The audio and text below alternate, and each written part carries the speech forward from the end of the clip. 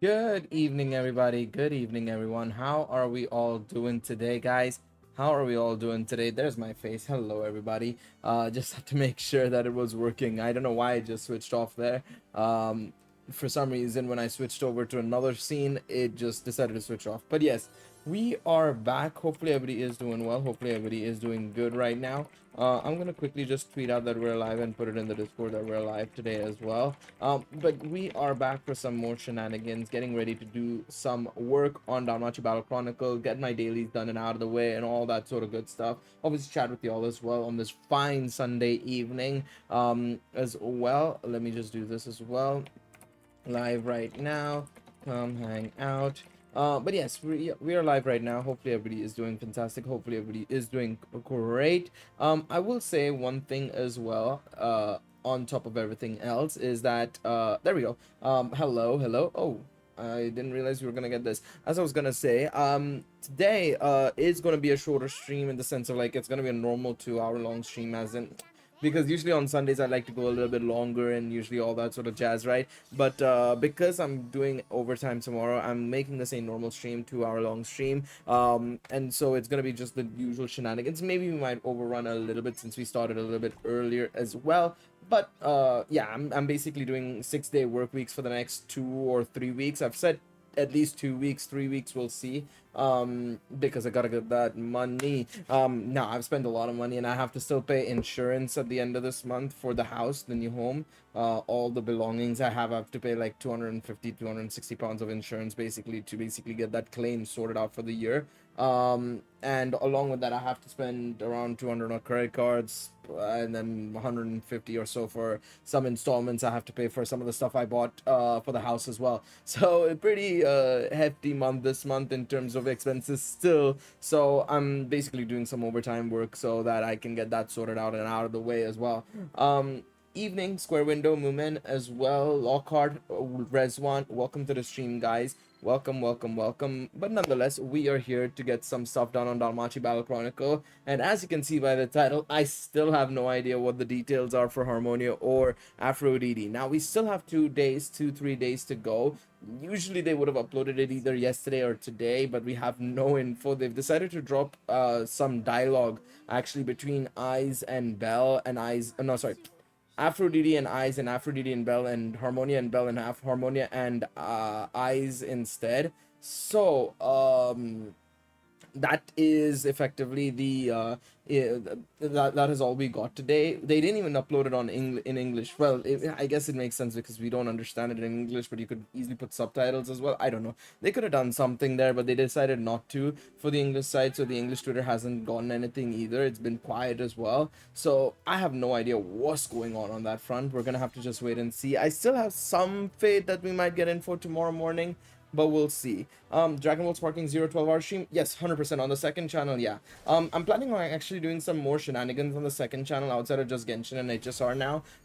Honestly, as much as I'd have loved to make more content on Genshin and HSR, I just don't think I can. I think I'm gonna just do more playthrough shenanigans of racing games, Dragon Ball games, and then of course Genshin and HSR streams will still happen. But I think if I'm gonna be playing games and stuff, right, I'm definitely gonna be making like more video content of it. Like I'm thinking of maybe doing something with KH as well, Kingdom Hearts. I've already started one, so I don't know if maybe I should restart or something. But I can share my gameplay of me playing it for the first time in a long time. Dragon Ball, of course, I'm willing to play so many Dragon Ball games that I've played in the past, you know, once again on video or something like that. Maybe we'll see. I've got some things planned. Definitely I wanted to do something for racing games and Dragon Ball games for sure, because obviously I'm such a big fan of those types of games. But yeah, how much time do you have plan on staying in this place? Well, I've got the contract for a year basically, so I'm guaranteed to at least stay for the full year. I can leave early if I want to. If I get a job somewhere else or something in like 6 months time or whatever it may be, I can move houses if I want to, or leave the country if need be as well. But along with that as well, I can stay the entire year, and then if I want to, I can switch over to a monthly rolling contract until I obviously wish to leave or whatever it may end up being, right? So yeah, there's things like that in place for me to basically make a decision if I have to when it comes to that. But at least minimum a year, I would say, is the look. It's what's looking like, I would say. Good evening, welcome to the stream. But for sure, I don't know if it'll be a 12-hour stream, but at least for sure a 6-hour stream or something on Sunday. When does it release again? 7th October, right? Is a Monday. We should be fine. Yeah, I think we'll be fine, because I don't think I'll have overtime that week. So I'm doing overtime 9th, 16th, 23rd. I'm not going to do it on the 30th or 7th. So yeah, 3 weeks of overtime I'm doing, and then 30th and 7th. Yeah, we can do it. We can definitely do Sparking 6-hour stream for sure on Monday. Because I don't work on Mondays outside of the next 3 weeks. So we can definitely do that as well. Absolutely. How many tickets do I have? I have an hour and a half before I get all my tickets. So I guess what we can do is we can do some Abyssal as well right now. I think we'll do some Abyssal in a second, and then we can do some raids later on, maybe deeper into the stream, so that, well, one, more people can come in if they want to participate in the raids, and two, I can get all my passes going, I think. I think that'll be the most... the fairest way of doing it. Let me just check if I got some more tickets or something. No, I haven't. Okay, no worries. All right, sounds good. Let's go and do some Abyssal then, shall we? Have I played Nier Automata? I assume you mean Nier Automata. I have not played Nier Automata, funnily enough. I know it's a game that a lot of people have gassed up and everything, and I've seen some videos on it and stuff, but I've never played it. I think when it first came out, I wasn't able to afford games technically, because when did it release? Let me just check. Let me just double check Nier Automata's release date. Nier Automata. Also, this is fine. 2017. Technically, yes. I was still very much in a position where I was running off money from my parents and stuff, and so buying games was like a what's it called? It was a sort of like pleasure, more so, that I'd save up money from, like, maybe spending a little bit less here and there for food and stuff like that, or whatever it may have been, or if I got any money from streams and stuff. I still remember Dragon Ball FighterZ. I never bought Dragon Ball FighterZ for myself. Somebody paid me to play Dragon Ball FighterZ. I was ass at it, and I've not played it that much since then, but yeah. But yeah, it's like things like that. That's how I would basically buy games and stuff back in the day. So I never really had the chance to buy all the games I wanted, so I'd only specifically buy like certain games, like Dragon Ball games or racing games and stuff like that. It would always be like things that, I wanted to enjoy playing, Final Fantasy titles and stuff like that. So yeah, it would primarily be those sort of games. So yeah, Nier Automata was one I never played. It's one of the reasons actually why I don't think I ever bought Cross Historia when it first launched, officially, that is. Obviously even now I've not bought it like technically through Steam itself, but via a key website, which, by the way, that's another thing to keep in mind as well, is that when this game does release, by the way, Full Underwater and Light, remember that you will be able to get it for probably a much cheaper price via key websites if you're playing on Steam, especially. I need to go back because I know that somebody said that there's golden goblins here, and I keep forgetting. There it is. There you go. Some extra rare drops. So yeah, that is something to keep in mind. Like, I expect Full Underwater and Light to be around a $30 to $40 game, to be quite honest. Expecting it to be around there. I'd say more so $40, just how it is nowadays, I would say, especially with prices going up of games and stuff. I would assume it's more along the lines of that. But it should be still, like, give or take, like, about 10, 15, $20 on a key website, I'd assume, because of the way currencies work and stuff, and if they get it from like Malaysia or Indonesia, the game's price shouldn't be too high, in all honesty. It'll release on Tuesday night, Wednesday morning, depending on where you live in the world, Leon. Like, if you're based in America, then it'll be on Tuesday. But if you're in Europe or Asia, it'll be Wednesday morning. Glad it's coming on Steam instead of just staying on Switch. I absolutely agree. I think that's a nice thing that they're doing. I mean, I would have been okay with Switch as well, but it's definitely just nicer to have it on more platforms rather than just the one platform, I think ideally I would have loved it to come on PlayStation as well, and that's the only other platform I would have liked, to be honest. Did I get all of them? I think I got all of them. I hope I did.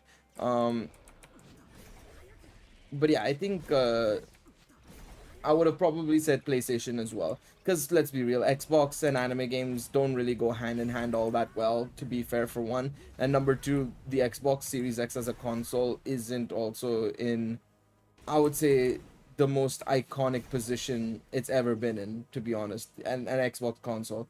So that's what I would say. Isn't that more pricey for a developer? As in like porting over a game? Yeah, technically yes, but you also have to remember that then you also get a bigger audience for playing the game, you know?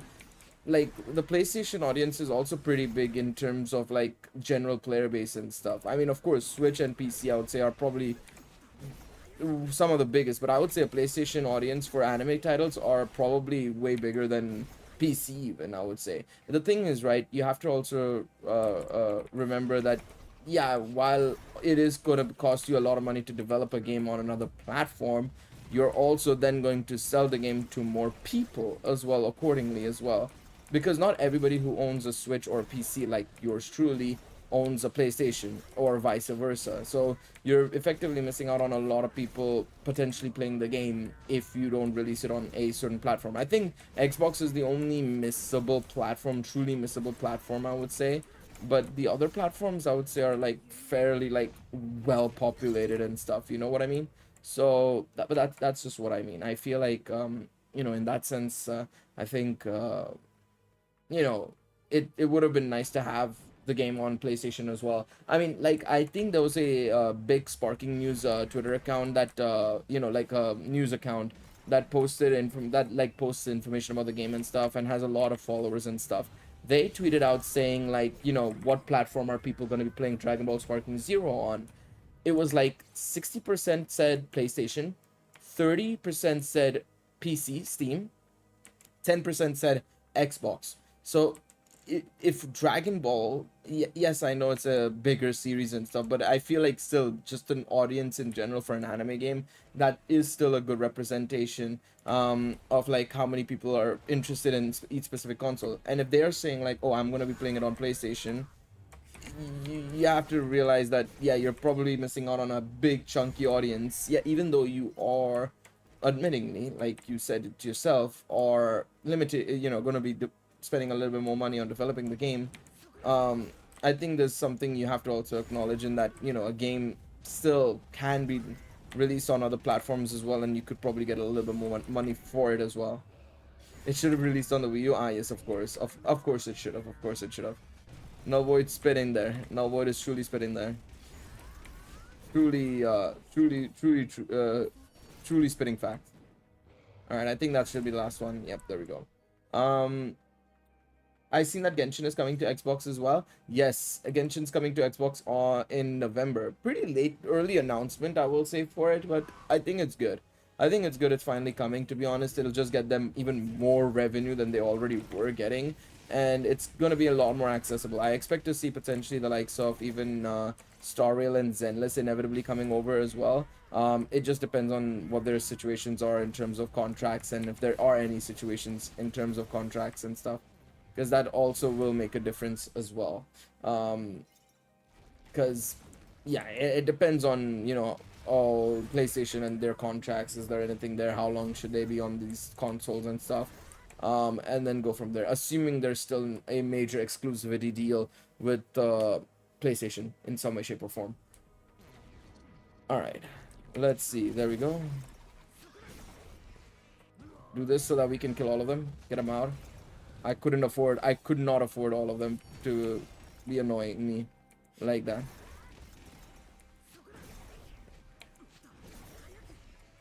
I'm gonna just do this because I don't want these bloody things to keep jumping around.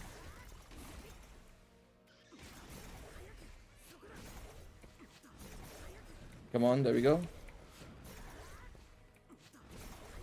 How was I able to do this last time? I don't understand. Yeah, I don't know how I did it the last time, to be honest. Or last patch, I should say. Maybe it was because of the damage increase and stuff, but that doesn't make any sense. I don't know. I don't know, man. I don't know. Who do you think is the most elegant girl in Danmachi? I mean, yeah, it would be probably one of the goddess of beauties, probably either Aphrodite, Freya, or Ishtar. I mean, if you're talking about just beauty-wise, yes. I mean, of course, with personality included and all, it's still probably Freya on top, technically, in terms of a public setting, of course, without, you know, knowing her full background settings and stuff, and, you know, shenanigans and all. Whatever shenanigans she's gotten up to with Bell and stuff, you know, chucking him into the mix for no reason in any situation. It's still probably Freya.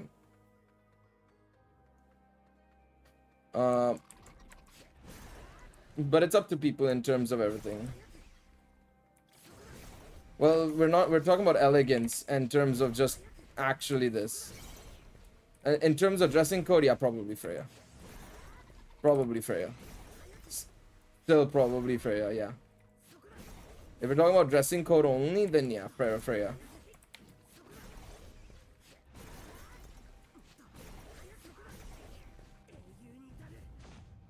Absolutely.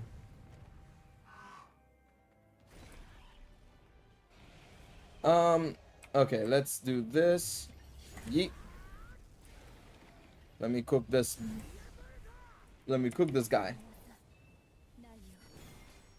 Drop this on his head. I love how my man was trying shit there. Get cooked, buddy. Get cooked. I didn't even see what damage that did, to be honest. I need to look at Bell's damage in a little bit more detail, but because of the fire, it makes it so much more annoying to do so, you know? I can't tell. I cannot tell Bell's damage at all. It becomes so much, it becomes difficult. It becomes really annoying. Okay, let's just jump here. I probably should have done it a bit of a ways away, but it's fine. Oh man, skill canceling gonna disappear as well from next patch onwards, I feel. They did say September, right? So yeah. Skill canceling is also gonna go away. I mean, I haven't used it in a while. I think that was the first time I used it with Bell especially. But yeah, that's something to keep in mind as well, is that it's gonna go away from the next patch, I think, as well. Which I'm okay with, to be honest. I've said it before. But we're talking about what she actually wears in public, and more often than not, she doesn't even wear that set of clothes in public. We've seen her what she's worn in there and stuff.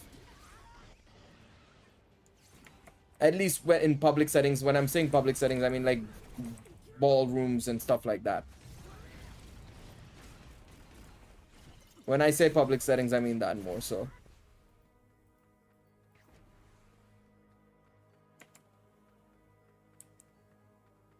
But we're talking about when we're talking about elegance, you're only really gonna show your true elegance in a full public setting.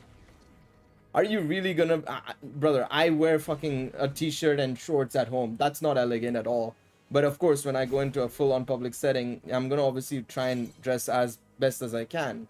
And I think that's the way to judge somebody's elegance. You're not gonna really judge them by what they wear at their home, really, are you now?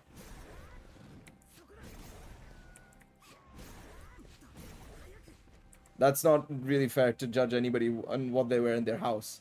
It's their house. You pay rent there. Have I been on Twitter? I'm always on Twitter. It's something I should be doing a lot less of to get stop getting annoyed by all the fucking cesspool of toxicity there, but yeah. There we go. Drop this on his head.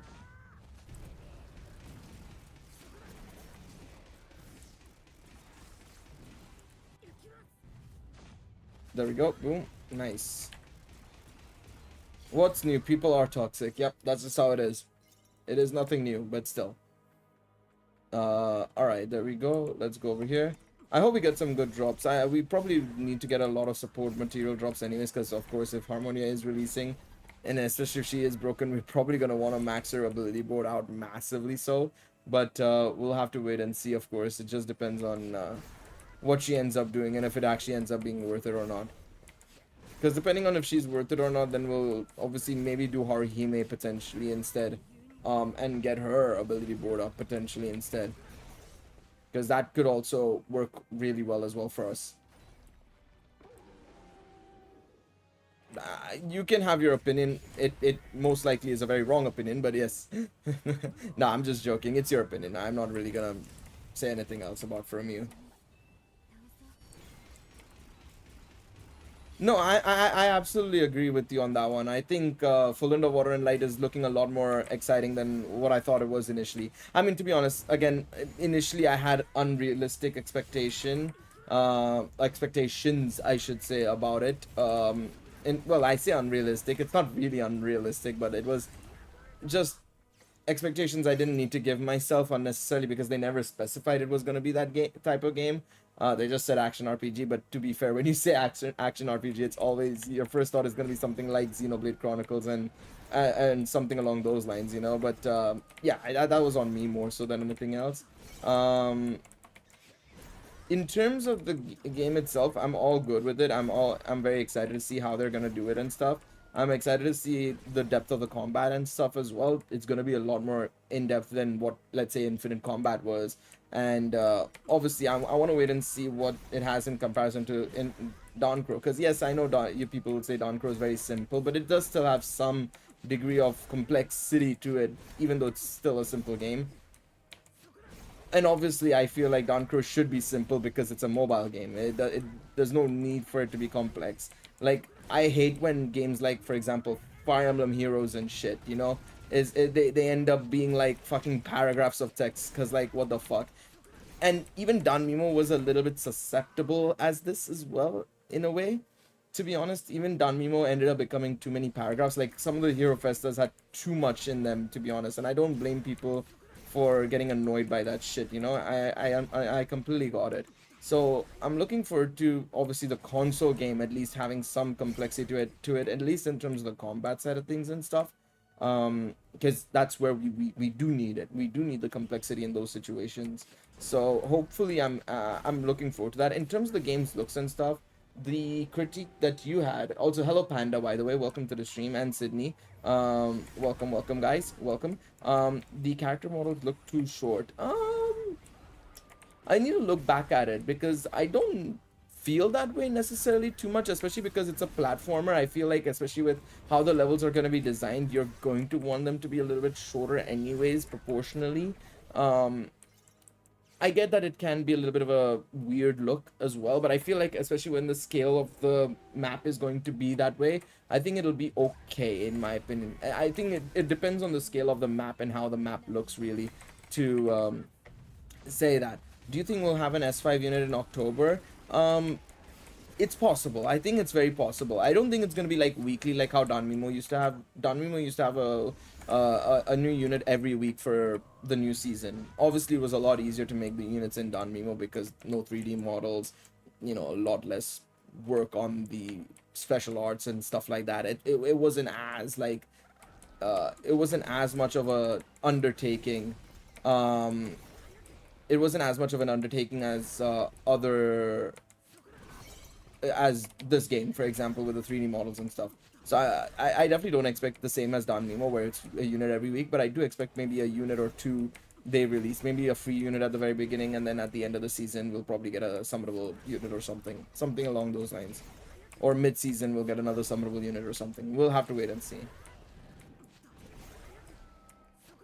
Bellwood Golden Time, is that insane? Yeah, Bellwood Golden Time goes off because he just keeps you can keep spamming his ultimate at that point.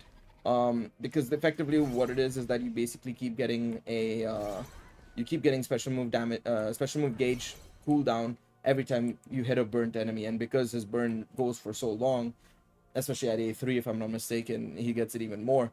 You're gonna have him go absolutely crazy in that situation. No, but Eminence, yeah, Eminence is Danmimo style. It's literally very much like Danmimo, so you can't really compare the two necessarily, Lockhart, in my opinion. It's two very different style. It's two very different games. This is a much more complex game to make in general, in all honesty. But yeah, no, I'm still looking forward to Full End of Water and Light, to be honest, as well, coming back to that point. I'm very much looking forward to it. I'm more excited about it now, you know, in hindsight, compared to what I was initially when I watched the trailer and I saw the footage. I'm more excited now. And I'm looking forward to it. What I am hoping for is I hope it's not the same as infinite combat, and that the combat for both, yes, while you could do have depth for both characters, the one thing I want them to do also is to separate the styles for Bell and Ice. I know Bell's been trained by Ice, so inherently his combat style will be similar-ish, but there is a difference between the two. One, especially in the swords and the way they fight, and obviously the flexibility and character style they have different fighting styles. So I really hope that the combat system is different for both as well, because that will make things a lot better as well for the game, in all honesty, because you're gonna have two ways to experience the game and go in a different way basically with them, in all honesty. So I would like that to be the case, even more so than anything else. I want that to be the case, because I want them to at least give us that opportunity to have a slightly different way of going with those characters, you know. No good drops. Are you serious? This is what I hate, man. Getting every other type and then 2 support ones. Thanks. At least I got 48 small ones. That's good. But yeah. Bell has a little bit of everybody. He's trained with Tiona, he's trained with Ice, he's trained with Ryu, he's trained with so many other characters as well, that it's really not like he's not supposed to basically be like only Eyes. I know he's trained the most, you could say, with Eyes, right? But he's also trained with so many different characters and stuff. So yeah. Kill, bro, do you know where the details are? Ah, shit. That's a good question, man. No, I don't. What's up, Luffy, man? How you doing, brother? How you doing, mate? How you doing? But yeah, no, that's the thing. Bell has so much of everybody that I feel like it's not really fair for him to be only one style, and that's basically like Ice effectively, or vice versa. Even Ice should not be like Bell's style either. So yeah, really, Bell finally trains with the magic user. Finally, if Omori ever decides to introduce Lufia to the main series, maybe if he ever decides to actually mention her even in the light novels, it would be very nice. Small victories will happen. We would actually get a small victory at that point. People keep asking why she's not in the anime, and it's like, brother, she's not even in the light novel as well, brother. She's barely there. I really hope in the school district arc, when we get to it in the anime and stuff, and of course in the light novels, I really hope that we get to see more of her, of course, as well. That would be very, very nice. And yes, I know I'm purposefully not saying any spoilers, because I have already read Ellen, this one. How can I leave my own familiar, please? You click manage. You have to go to familiar, click manage or something, and you should be able to click go from there basically. I can show you afterwards, because obviously I can't access the familiar right now. But you have to click like manage and then just leave familiar or something should be there. Or you should be able to kick yourself maybe or something. I don't know. I'm not sure about that one. I think it's you have to click on manage and then you can leave.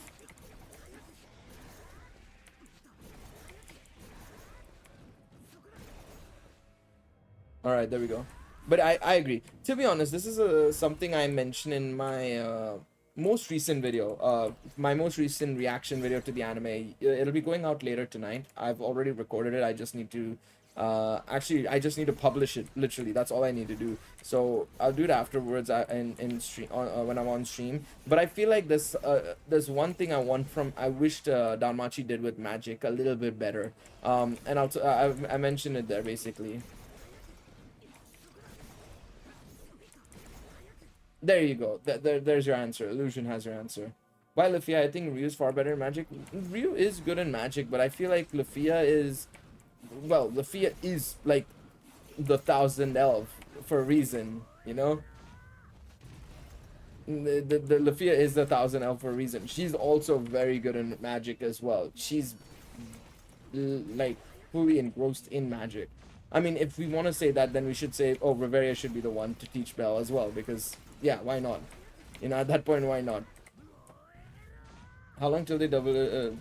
They probably will never. I don't think doubling is necessary. At most, a 10 increase is fine. Having 40 familiar members is useless. Well, not useless, but unnecessary, in my opinion.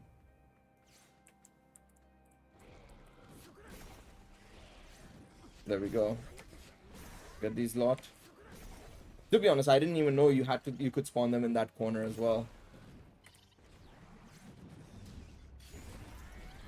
Yeah, but technically Bell doesn't concurrent chant that much either, to be fair as well. Like, we need somebody who's, although Ryu is the fastest concurrent chant this one.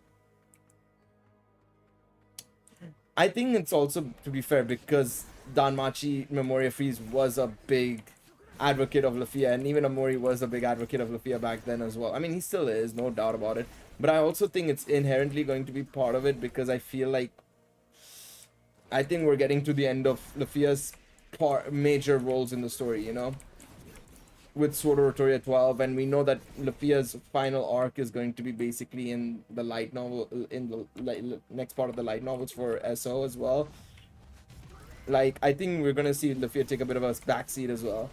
SO has basically come to an end, effectively, is what we've gathered now, because SO is in its final arc. So it's gonna be very interesting to see what Omori does with Lafia. I do wonder if it is because of that.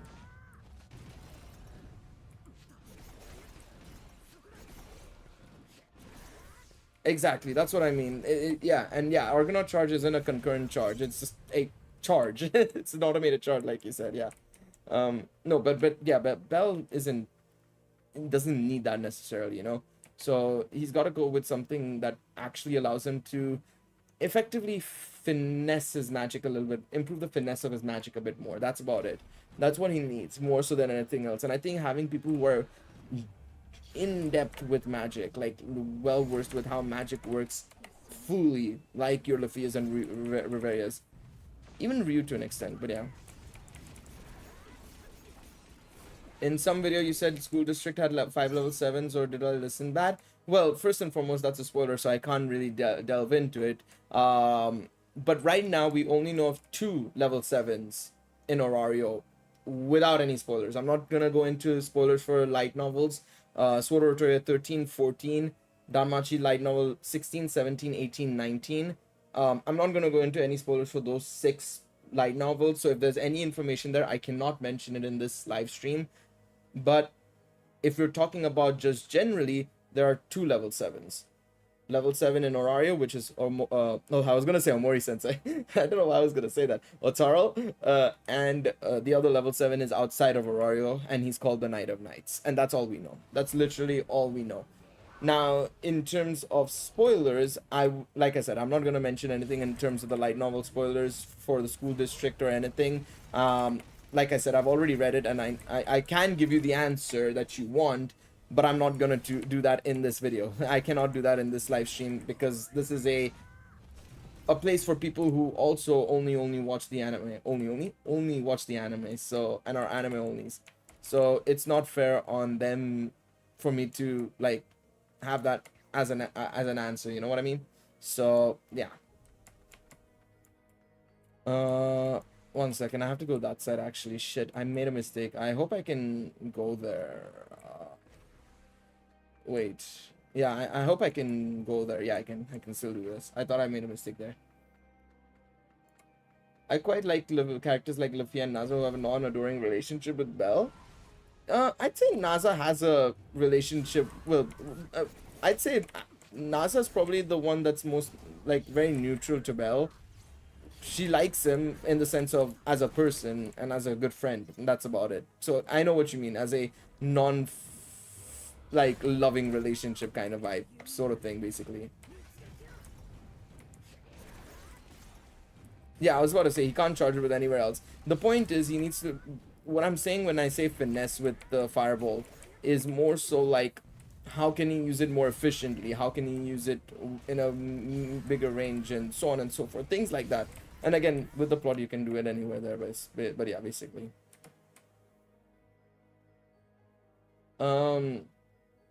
But yeah, I agree with you on that one, Pacheri. But yeah, it's unfortunate that Luffy has taken a back seat on everything except Don Mimo.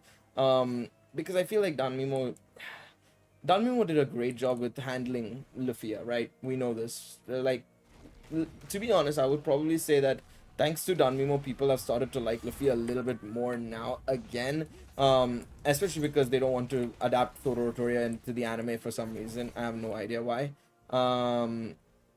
But you know, it would be nice. It would be nice for them to actually adapt Sword Oratoria, so that people can see like Luffy is a much more improved character than what they did in SO and season 1. Do you think Zeus will come into the story inevitably or not? Yeah, I think Zeus will come, but not till the end, like literally the end. I don't see it happening.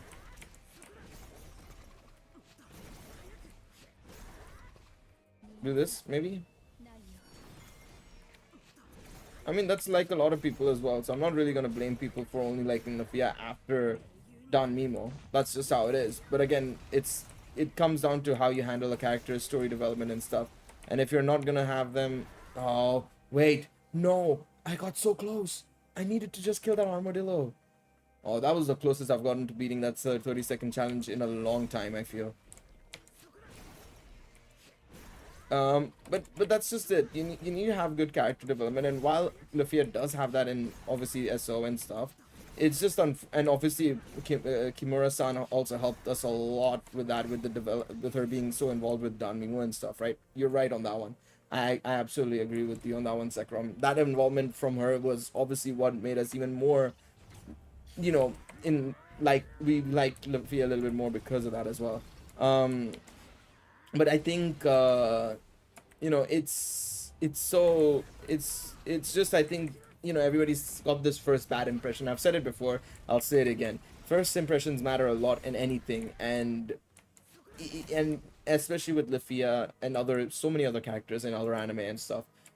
Once you have that bad impression, people will stick with that. But with really good character development, you can break out of it, and we've seen it thanks to Sword Oratoria, and of course Danmimo doing Sword Oratoria. It's become a lot better. But again, not everybody played Sword Oratoria, Danmimo, and so people haven't had the opportunity to do it. Now, obviously, it is what it is. You can't do much about it, but yeah.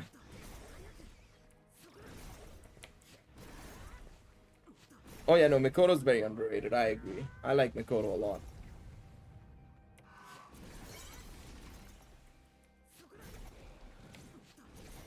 Ah, so close.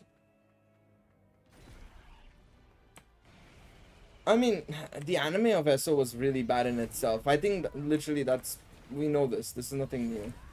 I remember somebody replying to me on Twitter when I said, I think I talked about like, I said something on Twitter about like, Danmachi's adaptation has been probably the best it's been recently, with season 4, and hearing the first reactions of season 5, everybody's super excited and it's looking good right now, right? Somebody comes in and says like, oh, but Eyes has not been treated well, and I'm like, yeah, Eyes wasn't treated well, but that was like 7 years ago in SO and stuff, and I understand people's frustrations with Eyes in recent seasons, but that's something that's in the light novels as well. It's unfortunate, but they haven't done Sword Oratoria, so we can't really give Eyes a fair judgment in the anime until she gets her time to shine properly come season 7 or 8, even technically at this point, right? I mean, it's just how it is, because we're waiting for that Eyes dedicated arc. I mean, she still could have moments in season 5, no doubt, right? We still have to wait and see in season 5 what happens and what goes down. Maybe Eyes does something crazy and something cool, and the relationship flourishes even more between Belle and Eyes. But I'm talking about season, like the Eyes dedicated season, which we know the school district arc is in. We know the next arc is surrounded around Seer and Freya, and finally learning what is the reality between those two characters, right? And how Belle is gonna get involved for the 15,000th time in something crazy, and then yeah, we've got to we're gonna get then inevitably. So yeah, they're gonna have to do something in between, man, because they've already caught up to the light novels really closely, so they're gonna have to cook up something in between to make the interest still going. And of course the franchise needs to still develop like other media types as well, like the manga, the games, and so on and so forth, to keep people interested. I think it can go until the end. It's just a question of, well, one, when is the end, and two, if the interest is still in there. And I mean, I still think they've got a good opportunity here. Now remember that when they did the Danchro anniversary live stream, and the first the information about the anime, the trailer and stuff, right, in the in the this, by the way, which I finally got copyright claimed for. Even though I didn't even have music playing. I literally got copyright claimed because I still had the trailer going on in the background. Thanks, High Dive. I really appreciate you for that one. I had to trim it out from the live stream, which is fine. I still managed to get a couple of dollars from that live stream, which bless up on that one. But no, as I was saying, I think you know, they mentioned that there was going to be a 10th anniversary project for the anime, right? Come on. And they asked us in a survey as well, actually, what we want to see. And I even said in that survey, like, give us something with a stray record or something along those lines. Don't make season 5 part 2 a movie, please, for the love of God. I beg of y'all. I literally said that. I remember saying that or something. And yeah. Well, we did actually get confirmation on what episodes got confirmed as the top 5. I mentioned it in my most recent video, or top 3 episodes by the Danmachi community. It is episode 8 of season 1, the Argonaut episode with the Minotaur and stuff. Episode 20 of season 4, and episode 21 of season 4. So yeah. No, I'd want what was in volume 17 as well. It would have to be, they can't, volume 16 is not, like, don't get me wrong, I think volume 16 can be done in, like, potentially 12 episodes, but you would be stretching it, in my opinion. I think volume 16 will have to be probably it's a solid 8 episode, 7 episode situation, I feel. Also, I'm locked in this corner. Let me go, brother. Let me go, my guy. This guy's motherfucking locked me in, man. Thank God. He literally locked me, man. Look, I'd love Twilight Dream to get a continuation, but my guy is probably never gonna do it at this point. Even though it's said to be continued, man, I still had hopes, bro. I had so many hopes. I genuinely thought that there was a small chance it could have been the anniversary story for that year, for the final year. But then they said nope. Then they put out the image of Lafia and Pylvis's wands, and it was like, never mind, I guess. I guess we're done here. I guess with Sword of Rotoria.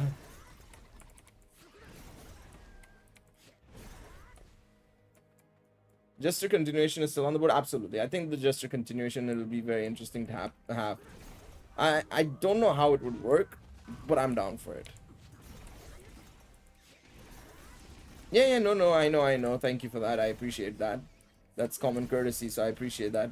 No, but I think they'll do both 16 and 17. At least.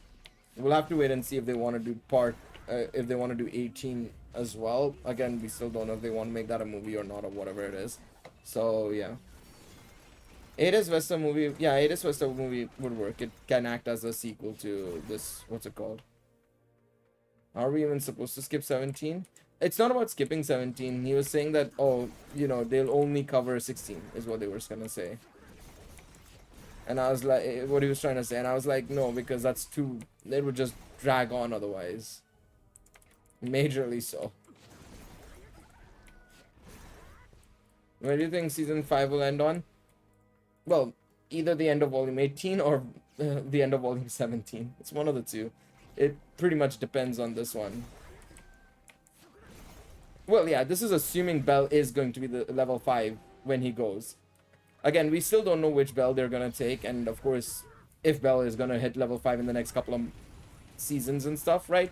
We still don't know that, again. But if he does, which is inevitable, he could be level 6 or 7, depending on when they really want to go from there. But yeah, the whole point is if Artie is still alive, which is the presumption from Jester, right? Is that he's kept Artie alive. Yeah, it's overkill, I would say. To be honest, even with the way Bell is right now, he's effectively a pseudo level 5 at level 4 because of his stats and stuff, right? He is effectively a pseudo level 5, right? At the end of the day. I think with Artie, it's just a bit of a mare, basically. It's closer than people think it is, man. I joked in my Discord that he's gonna get cooked, but to be honest, it'll be a closer fight, especially with a sicker Alfia as well. Yeah.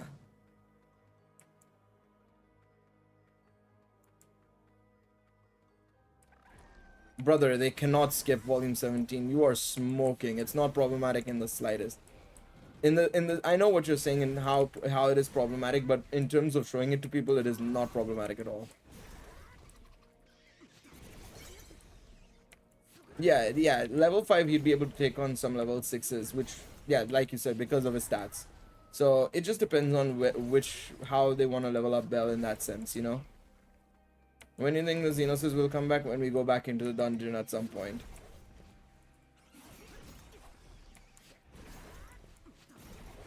And Bell gets in danger. No, probably if you're talking about legitimately in terms of like a main story feature, probably around the time when Bell is probably getting ready for the final fight, probably. Because you're gonna have the Bell versus Astraeus fight take place before the dragon fight actually happens. That's gonna 100% be the case. 18 is the second largest volume in Danmachi. They have to separate it in parts. Well, not really. It is the longest because of how descriptive it is. No, I'm pretty sure OG Jester IF took place before volume 16. I could be wrong, but somebody would have to double check. But even then, we still don't know if Bell is gonna get level 5 after volume 16, because spoilers. So we don't know. Even if it is the case, yeah. No, I don't think anybody would want to skip it, to be honest. I've not seen a single person seeing why people would want to skip it. That's just a stupid thing to say.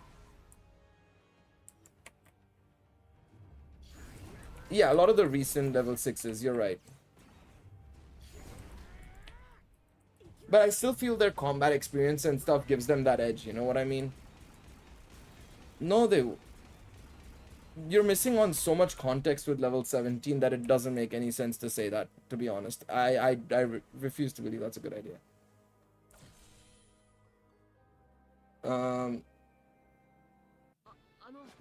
You're saying might, that there's no world in which skipping content is a good thing.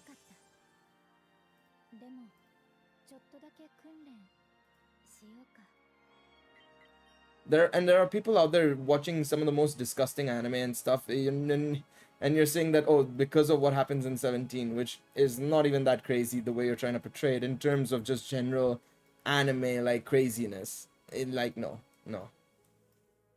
Please, man, can I get some support materials here, man? That's all I want. But yeah. I think with the Loki familiar level 6s, right, in terms of if we're gonna use a level 5 Bell as an example, I think one, we have to wait and see what skills and stuff Bell gets, right, first and foremost at level 5. That will make a difference, I feel, as well. But along with that, I feel like level 7, level 6s in Loki familiar, the early level 6s, I think they still have just a lot of experience compared to Bell, and I think that makes a difference, in all honesty. I love how you've used a Rent-A-Girlfriend as an example. That's a good one. Rent-A-Girlfriend in the list of Goblin Slayer and Redo of Healer is too funny, man, to me. That's actually funny. I wasn't expecting that.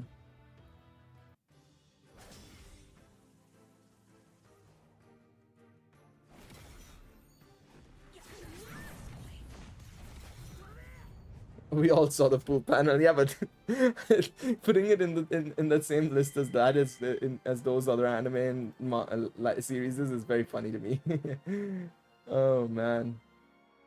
But yeah, I need to double check Gesture Through Time. I wanna say it was just after season 4, basically, but I could be wrong. Like I said, I think I could be wrong. Gesture Through Time. I love how it gives me everything else but the Danmachi one. It's very funny. Oh, because I didn't put the whole title, the Jester Who Traveled Across Time.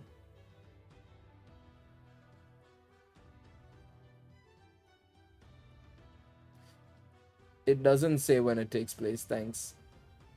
That's so useful. Let me see, summary, maybe the summary of Reddit has it.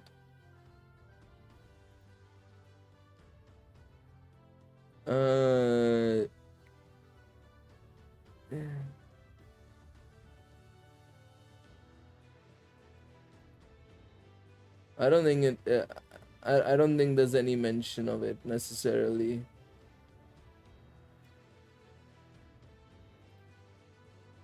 Okay. I mean, we don't have an idea, I guess. Either way.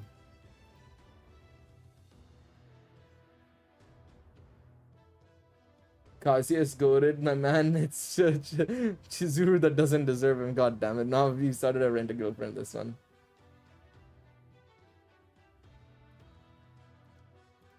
Okay, okay. You've confirmed that. All right, I'm gonna remove that. I think you can delete the message yourself, by the way, Illusion, but that's fine.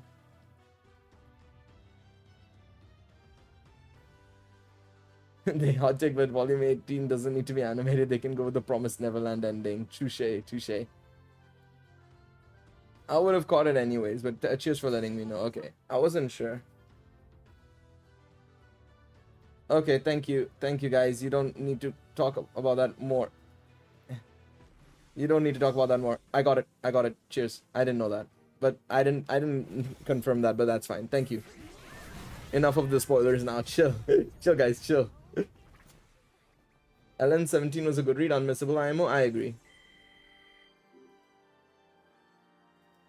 I shouldn't have asked that question at all. Y'all could have DM'd it to me on Twitter or something instead, or Discord. Yeah, you guys could have just DM'd me on Discord. I have Discord open.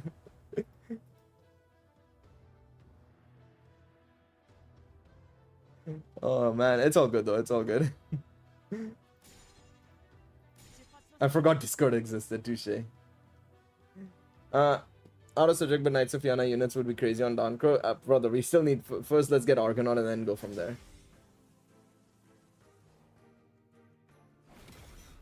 You mean Sword Oratorio, not main Danmachi, because Sword Oratorio needs it, not Danmachi Season 1. Yes, if they, I've been saying, either just ignore Season 1 happened kind of thing and just do Season 2, like, as is, or you remake it or reboot it. I think either option is fine, because I trust the current Danmachi team, whoever it is, in there. I don't know if it's the same people or not. I actually have to take a look at that as well. But yeah. It is quite interesting. That is true. I read that. I didn't really question it too much, to be honest, at the time, but I did think about it a little bit in my head. That him inheriting the will of the Knights of Fianna is a bit of a weird one compared to like Argonaut. Like, we know that Bella's basically well, Danmachi Season 2 you can't remake now because we're pretty much deep into Season 3, 4, 5 now, basically, you know, so it doesn't make any sense on that front. What was bad with SO1? I have a full video dedicated to it. You can go watch it. But basically, just bad characterization, bad pacing, bad everything. It was just bad all around. Bad platform to be put on as well. Nobody was watching on Amazon Prime Video back in 2017, my guys. I'm sorry. I remember somebody even defended it, saying like, oh, people... Actually, I think I have that comment still. I still have that comment, I think. Why SO was a failure. Let me see. I'm pretty sure, or why Sword Oratorio was a failure, I should put it as, because I had it, I think, as Sword Oratorio, not as so. Yeah, there we go. Oh boy, you guys heard my voice again. Damn. Let me see. Yeah, Lamafao on Netflix has been popular since late 2000s. What kind of info are you using, basing that statement on of it becoming popular in 2016? I'm like, well, yes, globally, Netflix was, like, unknown until the early 2010s, if not the mid-2010s even, I would say. Like, people in 2013, 14 would know more about Netflix. And if Netflix only got popular in 2014, 15, Amazon Prime Video only got popular much later on. And these, like, streaming services only got really popular in 2019 and then, of course, in 2020 with the pandemic.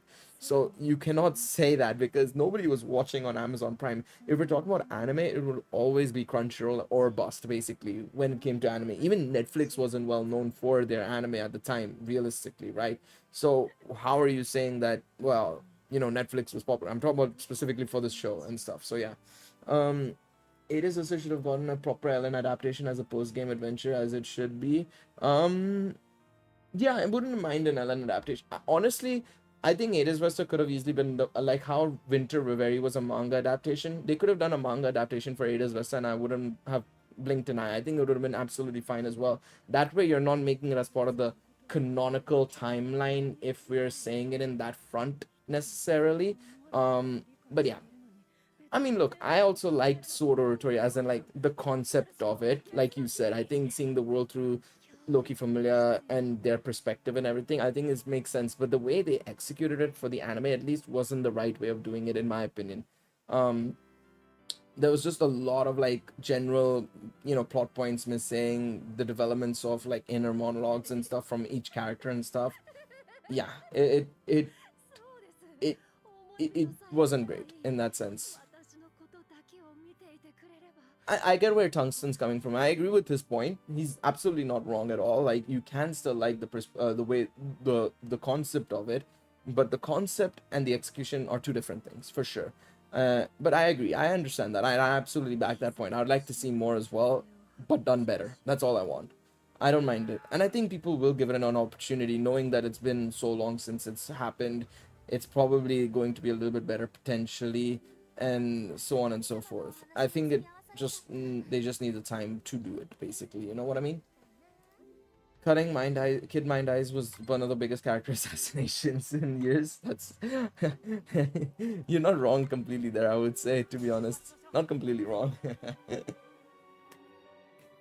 But yeah, I think Ada's Vesta as a manga and then making it into a movie would have been the best decision, to be honest. I still maintain we should have gotten the movie instead of Ada's Vesta movie or a Stray Record as the announcement for the 10th anniversary. Like, not season 5, but one of those instead. That way we would have given more time to, well, for the light novel to cook a little bit more. But also, it would have given JC staff the opportunity to still flourish a little bit with Danmachi in itself, and we've people are saying like, oh, a movie would be good for Danmachi, then why not have done Ada's Vesta? Ada's Vesta would have been super nice for a movie, like bringing back Artemis for one. You obviously have Hestia and the Hestia Familia being the main focal points, properly the full one. Some brand new characters to take a look at. It's non-canonical as well, so people wouldn't necessarily get bamboozled all over the place. It would have been perfect in my opinion. And then of course, if you did Astray Record as an anime, well, you're taking it into a whole new dimension, a much darker Danmachi world, you could say as well, and a younger set of characters. Obviously, the only thing people would say is probably like, oh, but Belle's not the focus of it, or Belle's not in the anime, so I'm not going to watch it kind of thing. But still, it would have been super good. People would have still been very excited about it, especially the Danmachi fans. And then, when people watch it, people will be like, oh shit, this is part of the Danmachi world? Okay, we got to watch it, kind of thing. Because that's the advantage Sword Oratoria had of like, oh, it's not really titled Danmachi, or it wasn't titled, the same as, is it wrong to try to pick up girls in a dungeon? It was just Sword Oratoria. And while in one way that was bad, because not many people link the two together, on the other hand, it would give an opportunity for the series to flourish on its own two legs. So yeah, it would have been very interesting to see.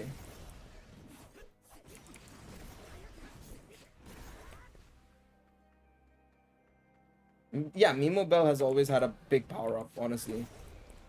Yeah, my guy was basically like nearly god level, if not higher, to be honest. The way he was acting in Ada's Vesta, it's yeah. Well, yeah, but he's gone through very different things compared to what Danmachi Normal Bell has. It's two very different worlds.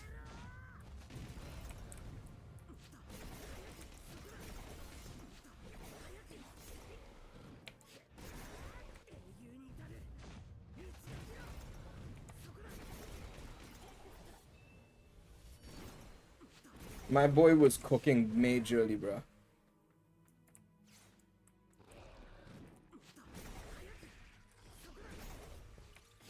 Yeah, I mean, yeah, like I said, I think I think, like you said, like Illusion is just saying, I think this guy was basically crazy powerful.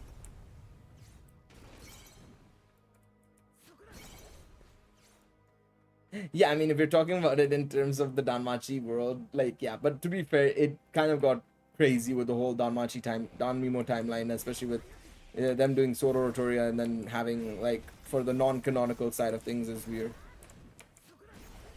We don't know. That I legitimately don't have an answer for. Probably just to see Bell grow even more probably is my answer to that, but that's it. Yeah, maybe tomorrow, 619. I have no idea. You're asking the wrong person for this information. I'm just a viewer here, vibing, playing games, chilling, chatting with people. True, I'd be so happy for that. I enjoy the concept of the world and the take on. That's why I got engrossed in Danmachi. That's why I got so engrossed in Danmachi. I think it's just such a cool concept of going back into this whole situation. You know, being able to figure out, learn more about the gods and stuff like that, and going into the mythology. That's why I love the Age of Heroes stories so much, man. It's why I've been frothing at the mouth for a Elven version as well, potentially. Yeah, brother. Yeah, Zeus is about to smite you, brother. Don't worry, Illusion. Zeus is about to smite your ass. You've committed the ultra sins, misspelling his name twice. 2 for 1? Really? Come on, man. You can't be doing that to my god. Not to my god.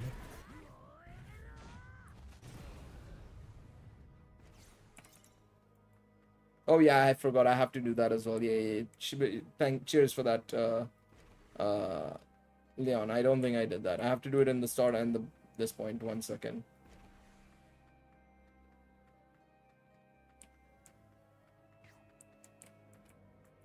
Wait, who was sparing Mikoto?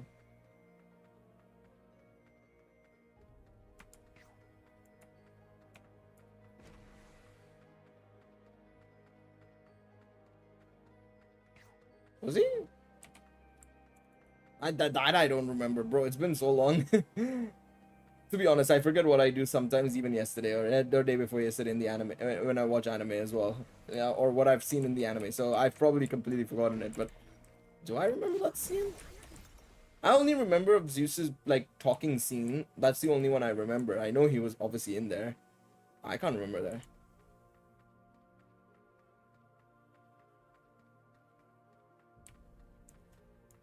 Yeah, I get that. I get that at the same time. It's a bit of a hard one because I feel like, yes, I agree, like, people wouldn't know about the series if it wasn't for the title. And I think there is that factor as well that people got in because they thought it was going to be a harem series. And let's be real, it ain't. It just ain't. But I also feel like maybe at a point they could have probably decided to switch the title over to something. Maybe like a few volumes in and stuff like that. I think it would have been nice. Oh fuck, I forgot to do the other one, man.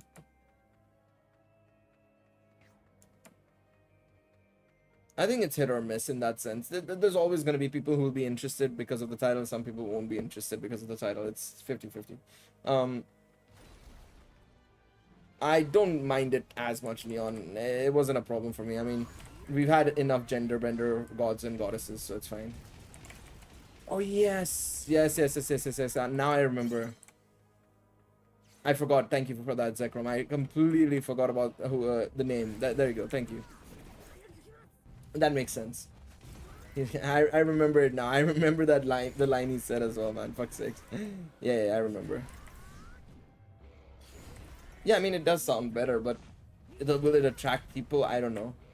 I think maybe if they'd gone for like a subtitle of like a tale about gods and their families or something, or familiars or something like that, or familiar myth, a tale about gods and heroes, something like that, I think could have also been pretty cool as well, because you engross people with that sort of a line. I would say, kind of, at least I would be engrossed by it. maybe not many others. Maybe I'm being a bit cringy with that line as well, potentially, but I don't know. Y'all can let me know. Couldn't have been just Danmachi. It could have been just Danmachi, but again, Danmachi, what does it mean, kind of thing, you know? There needs to be, well, meaning towards the series title, kind of thing, you know what I mean? Technically, there has to be a meaning behind the series title. What does Danmachi truly mean? What is a Danmachi, kind of thing, is what I would ask. And then you would say, oh, is it wrong to try to become girls? Well, Bleach ain't about Bleach. You know what? Touche. You spitting. He's spitting. France has the better name because it's like Danmachi Family. That's the name I think would have been fine as well. I think it should have been Danmachi Familiar Myth. Like, that could have been fine, yeah. Like Sydney has it as, that would be fine. Osur is actually really good. I'm gonna watch that soon. I've been doing this rewatch thing of Danmachi, so that's been taking up a lot of my anime watching time. But I think I'm gonna try and watch it as soon as possible, or at least after the season ends, I'll try and do a review for it at least.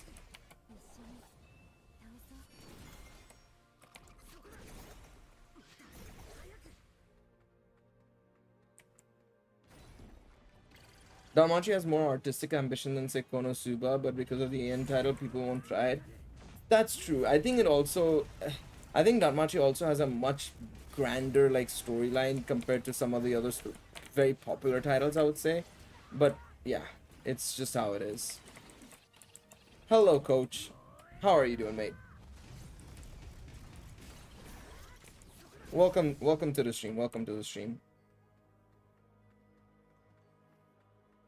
Omori likes doing a lot of stuff. He's very much like that, in all honesty. He's just like that. He's done this since Danmimo days, man. He just doesn't want to stop. Even in Danmimo, he wrote a lot of the stories in Danmimo literally as well. You know, take it easy, mate. Have a good night, man. Have a good night. But even in Danmimo, he was like that. He wrote the stories for Danmimo, so obviously because of that, Danmachi's light novel stuff kind of got hit a little bit because of that, but you know, still I think it's fine with that. God damn it. Yeah, but if it continues, it'll like, hopefully not, fingers crossed. Let's knock on wood that doesn't happen. I don't want him to suffer like Togashi is. Togashi is going through a lot as well, man. I mean, I'm glad that obviously Hunter x Hunter's coming back, but he needs to really relax, man. To be honest, his ass also doesn't want to give the work to his wife as well. Let her finish the story, and then, you know, you can cook at least let her finish the illustrations and you can cook the story kind of thing. But nope, he doesn't want that either.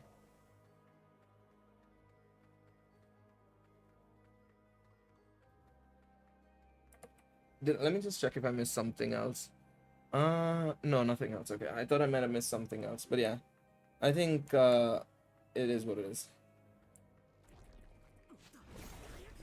That is the best way to put his writing. But the problem is a lot of people feel like he's bad at that, which I disagree with personally. I like his writing quite a bit. I have no issues with it personally. Bro, the amount of fuss people caused about Volume 18 and for it to have had none of the issues I thought it was actually going to have based on what people were saying was absolutely like so fucking frustrating for me, bro. I was so frustrated with that shit.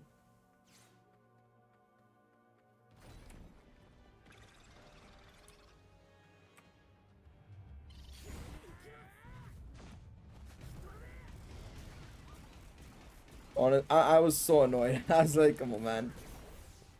Are we really gonna have this malarkey going on?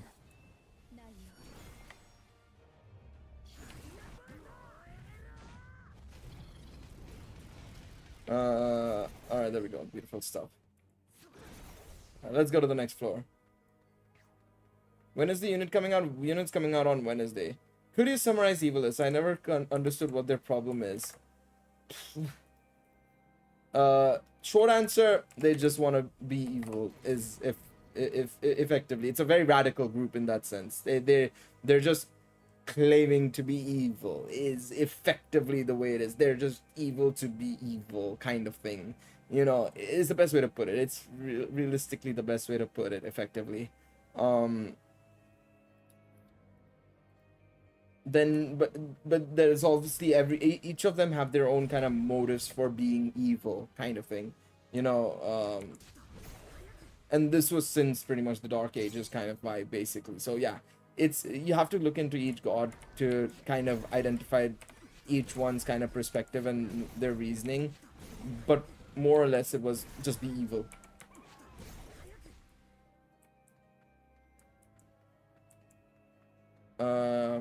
And when will they reappear in the main story? They probably won't, because they've pretty much been cleaned out for the most part. Again, a lot of this is in Sword Oratoria, so yeah.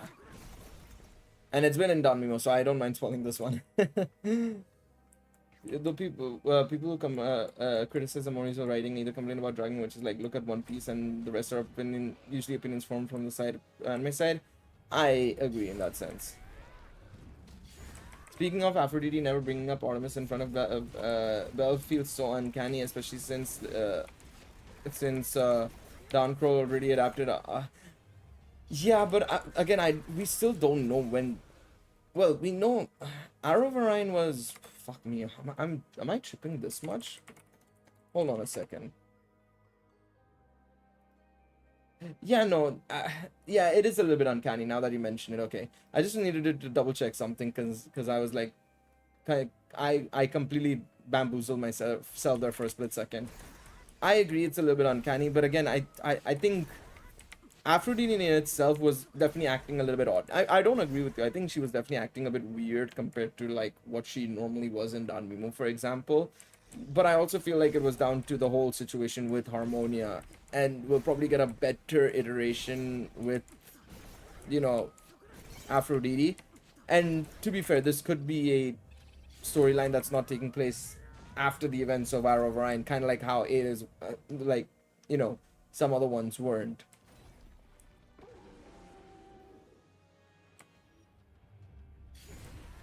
No. One Piece, when he's saying One Piece is dragging the story, that's what people are claiming to say. He's comparing it to that, basically. Like, people are saying the same for this. He's not saying One Piece is dragging. He's saying other people are saying it.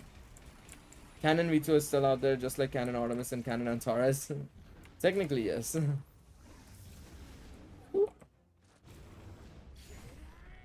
Well, no. No. Canon Vito is not out there. Wait. Canon Vito is dead, no? I swear he bit the bullet in a stray record. It was just in Danmimo they decided to be like, oh, he survived somehow. Especially after the events of Winter's Miracle, or whatever it was. I can't remember the name. My favorite winter story, and I can't remember it. I swear he bit the bullet in a stray record, but in obviously for that story they were like, oh, he's still alive somehow. Unless I'm tripping. I swear he bit the bullet.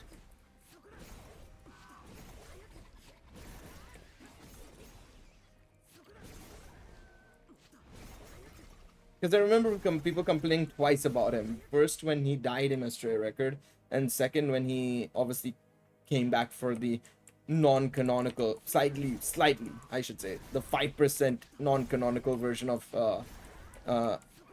volume 12 of in Danmimo, Sword and Danmimo, sorry.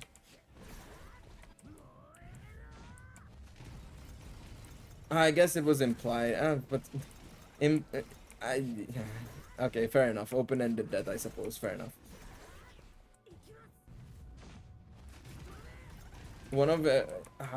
I'd have to go back and read a stray record. I've been kind of waiting for a stray record. I've been waiting for volume 13, volume 3 to release, so that I can do it all in one go. And I also want to reread the Danmimo version, so then I can do a sort of comparison video, basically, of like what I think they've done differently. Did I like the light novel version a little bit more, or this one a bit more, and stuff like that. I'm just waiting for them to release volume 3. When is it releasing, by the way? December, no? I think December.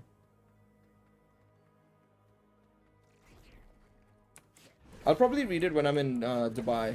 When I'm on holiday, I'll probably read it on the flight and stuff. I'll read all 3 light novels on the flight, and then I can do those shenanigans. I don't think it... well, there might be a collab done, inevitably, but yeah. I think it's more so that they're gonna do a... it's an alternate universe. Wisteria is an alternate universe, more so. That's what Amori is implied, at least. That Wisteria is more of an alternate universe. On Twitter, at least. Yeah, I'm coming for a few days. Coming for the Formula 1 Grand Prix.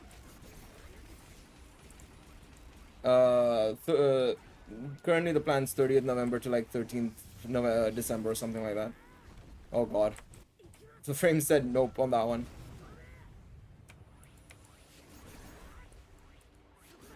There we go. Oh, for fuck's sakes, get out of here, man.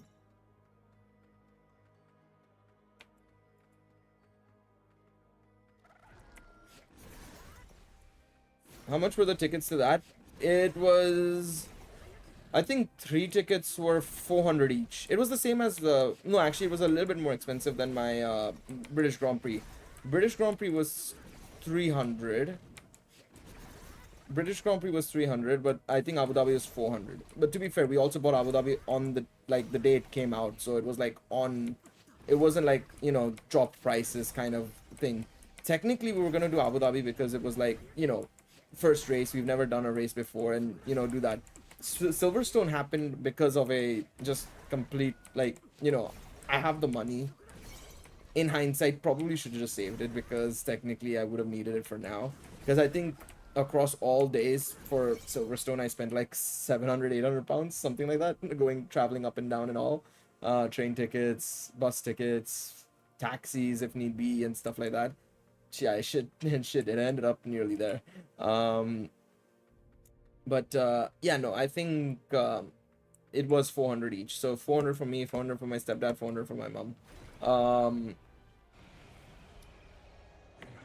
But yeah, I'm gonna be but yeah, this should be a little bit better managed as well, because obviously transportation shouldn't be as much of a problem as it was in Silverstone. Silverstone transportation was just ridiculous, man. It was so bad. It was just so bad. Sunday was bad, I would say. Saturday, Friday was okay, but Sunday was rough. It was rough. Amori still baffles me how he wrote so much for Historia in less than a year. Brother, this guy has written, like, I swear, in thousands of pages because of, I think he's just got a lot of experience from Danmachi. I've said this before. I think he's just gained too much experience from doing Danmachi, man. Because people forget that he actually wrote a lot of the stories for Danmachi, basically. Like, at most, what they'd do is they'd give him a general script. He'd rewrite everything. Boom. Done. And then, of course, he'd write literally everything for the anniversaries as well. So, yeah, it's just like, he'd do a lot, man.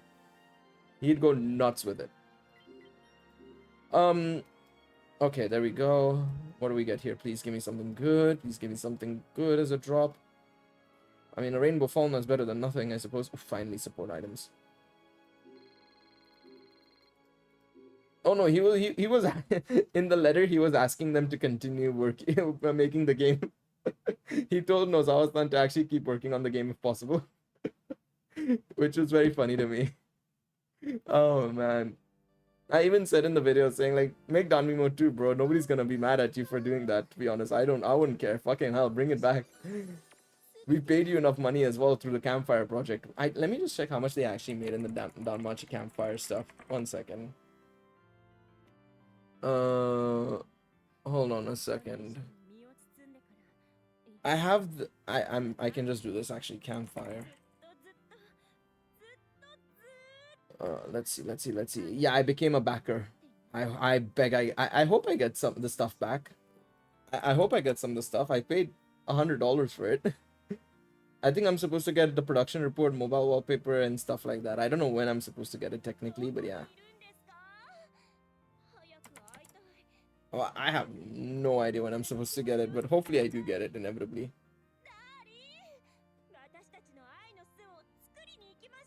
Inevitably I'll get it. They made 92 million yen, which is, I think it's about $600,000 because of the exchange rate. I forgot.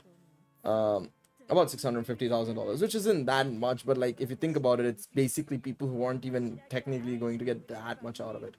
But yeah, Danmachi would just fix the damn PvP system. Agreed. Yeah, it is a very interesting group. I think what that story should have been is have those as, I guess, the main characters, you could say, or the key characters, but they definitely would have to have, like, Ryu, I think, should be there because again it's with the elves, Belle as well. I think make it an anniversary story, but of course you can have those as the main characters. I think that would be fine. Danmachi was the only game that got me watching a 6-hour plus story video. God damn it. I don't think you'll get as attached to Danchro. I think you have to remember, with Danmachi, he has spent so much time with the developers, right? In terms of, you know, working with them and stuff like that. With Danchro, he's not really had the opportunity to, and I don't know if the developers themselves have actually, you know, spoken to him officially, like, you know, fully, like, oh, what do you think about the story and the story and the story? At most, he'd get sent an email saying, here's the script, approve please, and he'd approve of it, kind of thing, and that's about it. Which is not the way it should be. You know, if you're going to do, again, I think, like I've been saying for a very long time, and I said this in today's video again, Danmimo is a Danmachi game first that is encompassed by being a gacha game. Danchro is a gacha game that is being encompassed by Danmachi.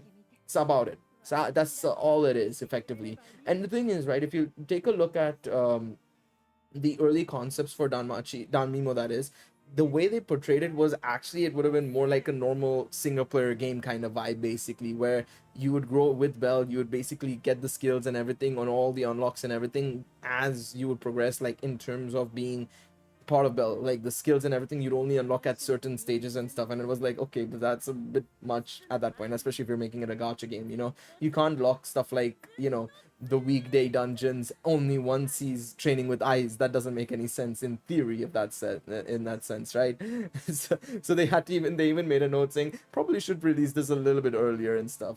You know, and it makes sense. That is some stuff you should probably have it as an early thing. That is something you should have as an early thing, not right now. My brother in Christ. Weekday dungeon should be a chapter 2 or 3 thing, not a chapter 7 thing. Imagine you couldn't access like dailies and upgrades in like Danchro until like chapter 8 or chapter 9 or something like stupid like that. It's crazy. Danmimo early concepts would have been perfect for a console game. Yeah. Danmiro will be one of the only IP gacha games. Yeah, it's probably this and FGO. If you're talking about anime games and IPs in that sense, yeah, FGO in this game.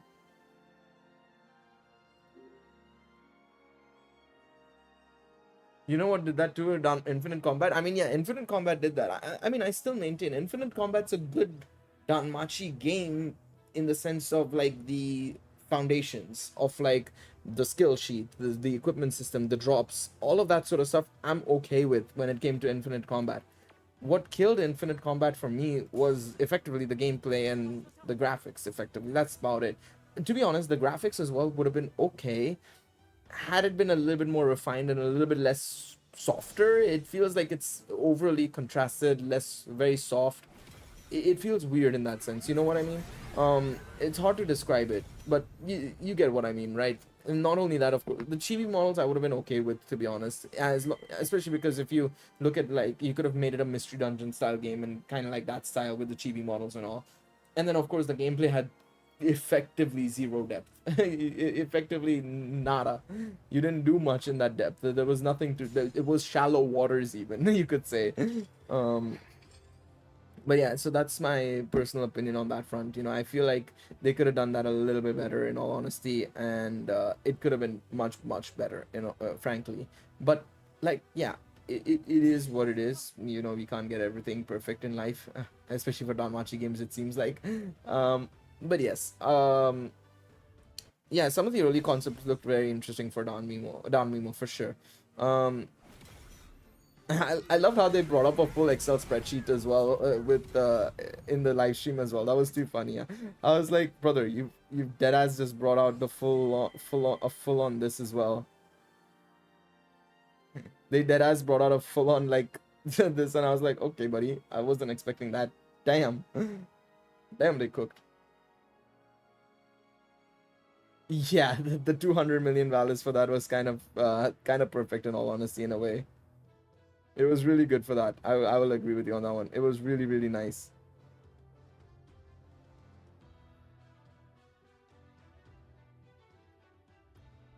They did a good job with that one. I agree with that. Yeah. Surely we beat this.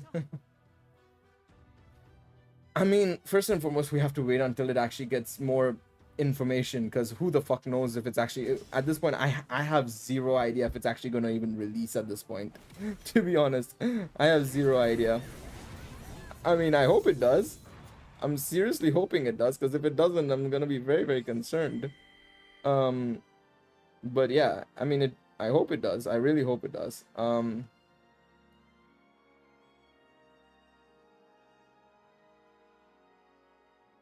One second, sorry, I'm just doing something real quick.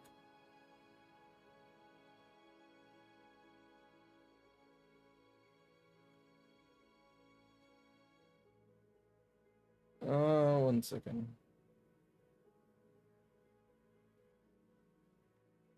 Okay.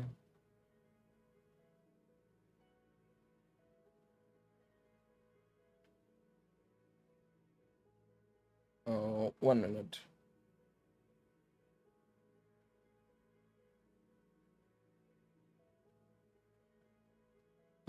Sorry, I'm just looking at something on my phone. Okay. All right. There we go. But yeah, we need to wait and see what they do with the newest gacha game, because right now we have literally like no information about it. Heck, I don't even know if it's going to release at this point, right? It's just there's so little info about it that I don't know if we can fully say it in that sense, about like what's gonna happen with it and stuff. I just don't know, man. I just don't know. I really hope it does well. It still comes out and stuff, because I have a little bit more faith in Neo is than I do in Aiming Inc. at the moment. I know, shocker. Very, very, very big shocker for me to say that. I know it's crazy. It's crazy. It's crazy. I shouldn't. But yeah. Imagine the Knights of Fianna boss in Danchro. I mean, I can imagine a lot of bosses in Danchro. We need to get there first. To be honest, I will say I'm kind of excited to see how they'll do Cadmus in Danchro. I'm really hoping they nail him in some way, shape, or form, but we'll have to just wait and see. I think they could do a good job with Cadmus as well. It's just about, we'll have to wait and see on how they handle his design and all that sort of jazz, for sure. We'll have to wait and see. But I think Cadmus could be very interesting as well. Cadmus could be very, very interesting as well. Okay. Great time, guys. Great time. It's time for some Rades. The Rades. We'll do some raids right now. But yeah, I hope we get some good info about the newest gacha game sooner rather than later. It's a very big surprise to me that they've completely removed it from the mention of their investors reports and stuff, but like at the same time I get it, because it's only for their 2024 pipeline, and if the game is not coming out in 2024, then no point in adding it.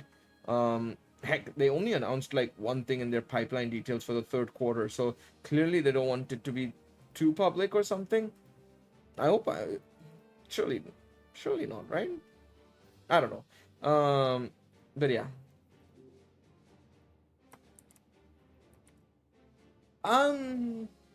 I think yes and no. It depends on the success of season 5, I feel. I think they can easily make a comeback from it as well, to be honest, because you have the success of Danmachi. I think, look, they have the numbers. They know that there is a popularity of Danmachi as well, right? Because for one, the early months numbers were really good for a fact, right? We know this. Number two, the player base is still fairly strong. Yes, there's not that many players, but at least, even if the game is in a bad state, I'd hope they'd look at the numbers and say, like, 20,000, 25,000 players, how many ever we are right now, is still very positive. And there are people coming into the game regularly as well, so they must be noticing that data as well. I don't think they'd give up on this at all, because this is also very easy money if you think about it, right? At the end of the day. But yeah. It was 1 year. No. It was exactly 1 year, Zekrom. Because I remember it was December 2022 we got the information, I think, or 21, I don't remember. But it was basically 1 year from when the KLab game got announced, or when KLab was announced to be helping with developing Danchro, that we got the title in the 10th anniversary. KLab Danmachi. Let me just check. I can probably check this up. 1 second. Let's see. I could be wrong. Yeah, they came up to develop a new game based on TV anime series 2021 February. And so it was about a year and a half, actually. Never mind. It was probably a year and a half, because we got the 10th anniversary, Danmachi 10th anniversary, in December 2022. So yeah, basically a bit under 2 years effectively. So yeah, do KLab still help? Fuck knows. I actually have no idea. And if they do, it's probably in a very minor way, I'd assume. Is my guess.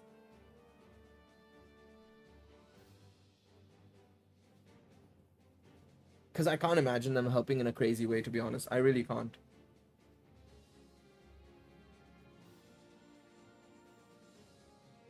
Switching on automatic matchmaking as well now. But yeah, if people want to join, feel free to join. We'll get some raids out of the way. I haven't done my raids today, so we may as well do some shenanigans there.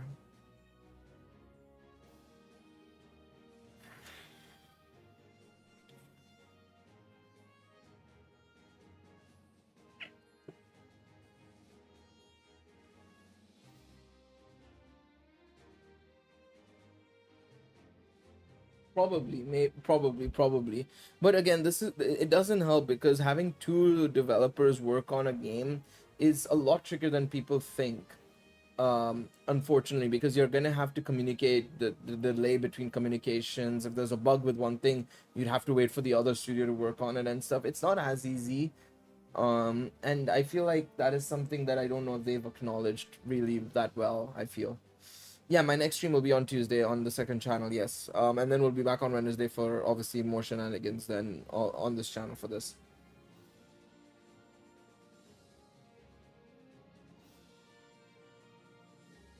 Oh boy, I'm have to carry, it seems.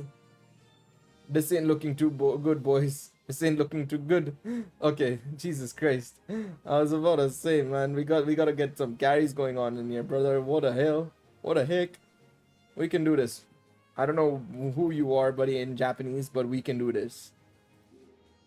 Let us cook together. Three wind units with one wind unit that has been buffed but is only level 50. We can cook. We can cook. I have faith in the hombres. The hombres. But yeah.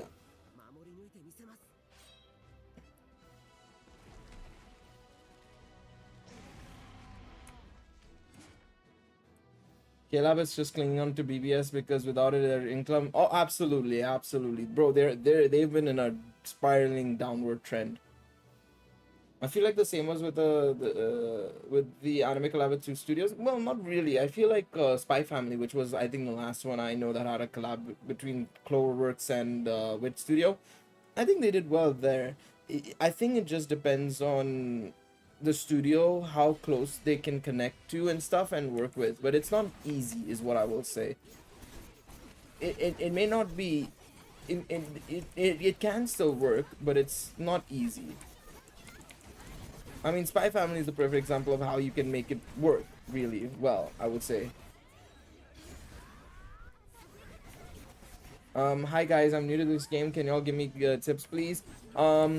Focus on just working on your units that you have right now. Try and just clear as much of the content in the game, get your Salas up and everything. If you have the new Wind Bell, you're in a very good position already. I would probably say right now, depending on how much Salas you have, getting Earth Bell is not a bad idea, but getting Harmonia might be even more worth it, especially if you don't have the Haruhime. If you don't have green Haruhime, that'll be very, very important. If you're at the start of the game, make sure you're getting Wind Eyes, the green eyes. She'll help out a lot for your teams and stuff. Alright, let's cook this guy 1 second. This guy is, he's really not having fun with us. Absolutely smack him in pod. Skip every single banner and save. Well, I wouldn't necessarily do that right now, but yes, inevitably that's a good way to go. How does the supports work? If you mean the assists, like the eyes that I have, for example, right? The idea behind the assists is basically you can use them in battle every 60 seconds, 50 seconds or so, basically. And you're able to effectively use them to do an active skill that can basically either give you a boost to your stats or potentially deal damage or potentially heal the team and so on and so forth. Each assist has a different skill. And then they also have 3 passives that will provide a lot of supportability as well in terms of giving you extra bonus stats to your units, be it strength, and magic, endurance, dexterity. It could give you more HP, it could give you more attack as well, normal attack, special move damage, so on and so forth, crit rate, crit damage as well. So yeah, that's the idea behind your assist units basically. If you're talking about support as in the support role, they're buffers basically. They're able to heal your team, they're able to give buffs to your team. They are effectively the backbone of your team in terms of basically supporting your team effectively, like the name suggests, in terms of everything with dealing damage and all. But yeah, no worries, Sydney, no worries. We got 4 more raids to do at least, if not more, so let's keep at it, let's keep at it. But yeah, 619 is not wrong either. Saving up to pity is absolutely fine, but I think obviously with it being the anniversary, I think you can kind of get away with just chucking multis at the moment, because right now it's the best opportunity to summon, because you're gonna get a bunch of characters potentially because of the increased rates and stuff like that. But once the anniversary ends, I would say definitely saving is probably the best direction to go until you're at pity, which is about 40,000 Selas effectively. Very easily obtainable by a 2.5 months at the latest. Especially as a starting player, you should be able to get there a little bit faster thanks to your ability to get way more the Selas than all of us, thanks to his story and stuff like that, potentially. Alrighty.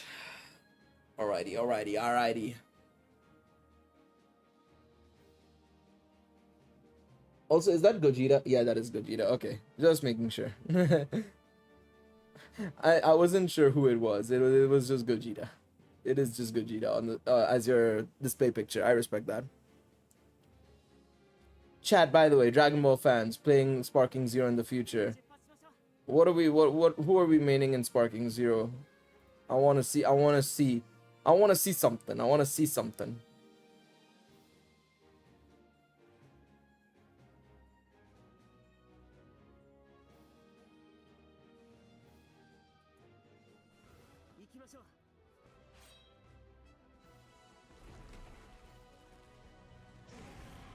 Please go on, brother. You guys are so boring, man.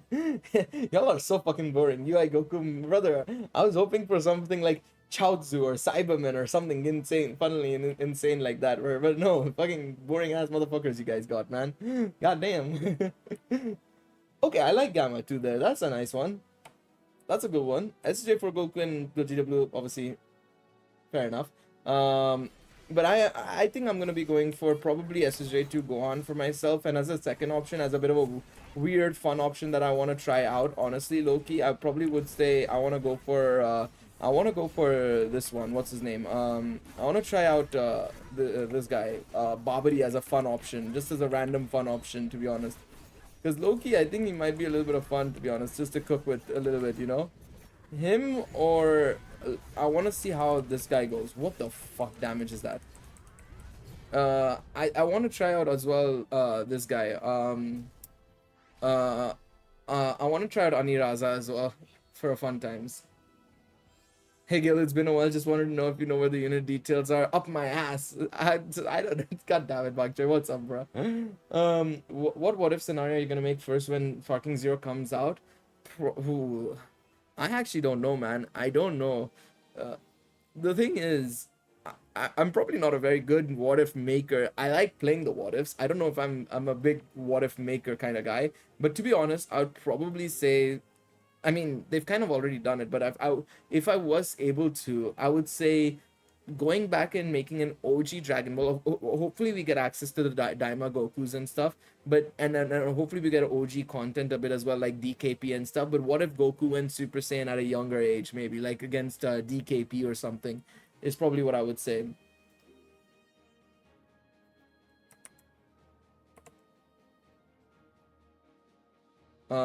The Master Duel World Championship has been fire. I need to watch the highlights, man. I need to watch the highlights. It's been a while since I've seen anything Yu-Gi-Oh related, and I was very interested to see the Yu-Gi-Oh World stuff, but I've been super busy with just like shopping and all, and I'm gonna be doing overtime and stuff as well, so I've not been able to catch it, but I need to watch the highlights for sure when I get the opportunity, because I want to see what shenanigans this has been going on and stuff.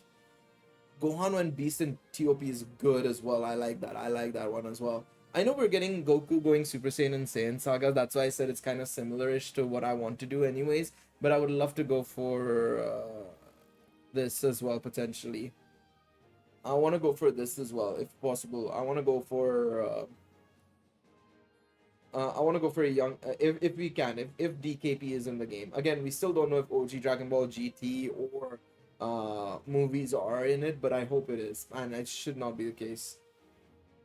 Master Duel is where it's at. Fair enough. Fair enough. To be fair, is Master Duel's ban list different from regular ban list now, or is it still? Sorry, I should say, or is it the same now?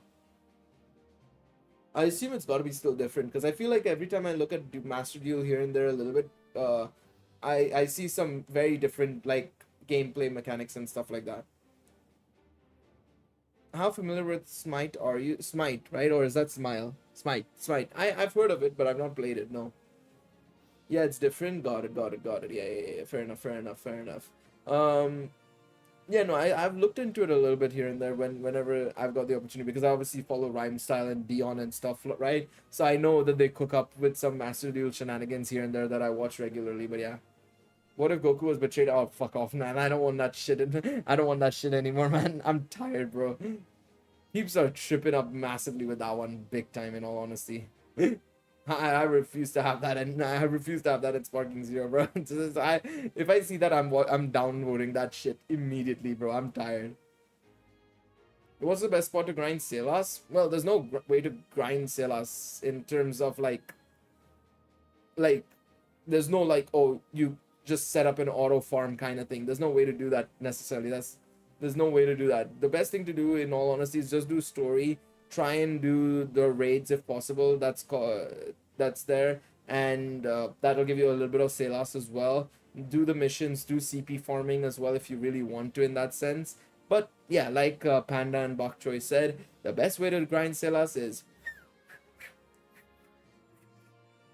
swiping. Bardock going with Goku on Earth would be cool as well. I like that one as well. I dig that one. MSS, trust me, oh my god. No, don't listen to this mad lad. But yeah, do MSS a little bit. I would still say do MSS a little bit because of the first rank rewards. You get a little bit of Selas from there. Battle Arena as well, first rank Selas as well. You get there a little bit as well. You will get Selas from doing raids, 3000 Selas there, basically, by just getting carried by other people. And then probably this as well. It's not been in London. No, I don't think it's been in London. If it has been in London, fuck, I've missed out on opportunities there. But I don't think there's been Sparking Zero events in London, man. As far as I know, there hasn't. I hope it. Fuck, if it's been there and I've not been able to go for it, I'm gonna be pissed. I would have gone and tried it out, but like shit, man.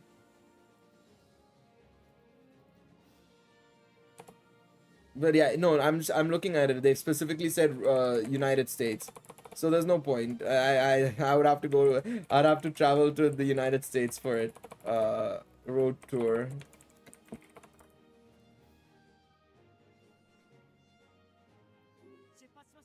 I must say free to play. No, absolutely, that's fine. That's fine. Dokkan and Legends. To be honest, I'd say Legends ignore. Dokkan also ignore, kind of thing. That pity ass. Is that Danchro from the hit anime series Demon Slayer, for fuck's sakes? I thought they had it in other countries as well. No, unfortunately not. Have you tried it or no?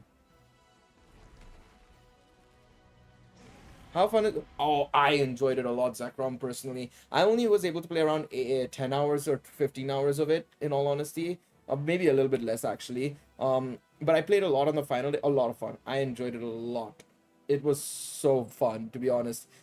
It's very basic, like Pokemon Unite, I would say. When I say basic, like compared to other MOBAs, it's a bit basic. But I think it's fairly comparable to Pokemon Unite, in all honesty, in terms of the general mechanics and all that sort of stuff. It's very similar-ish. It's very pick up and play kind of vibe for sure. But honestly, it was also very enjoyable in the sense of like just generally the gameplay and stuff like that. The only thing I would probably say is that they definitely need to do some nerfs and changes to like the defense characters and stuff. Those shits are fucking broken as ass. But yeah, it's the defense units are super broken, the tank units. But yeah, you can multiplayer in Danchro now. Yes, there's raids have been in the game since like this November, December of last year. It's been in the games for a while now.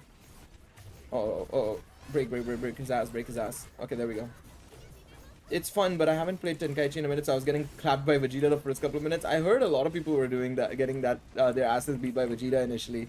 But nice, you were able to play it. That's good, that's good, that's good. Yeah, even Wyatt also went and played it as well, I think at PAX West, and he said it was a lot of fun as well. I think he was able to play a more recent version of the game as well. But yeah. I think it's like a winner is decided like other MOBA. I don't think there was a timer. I'd have to go back and check some of my footage. Some of the stuff I've recorded or some of the stuff I've seen on other people's channels. I think it's until a winner is decided. I don't think I've seen a match end without people winning, in all honesty.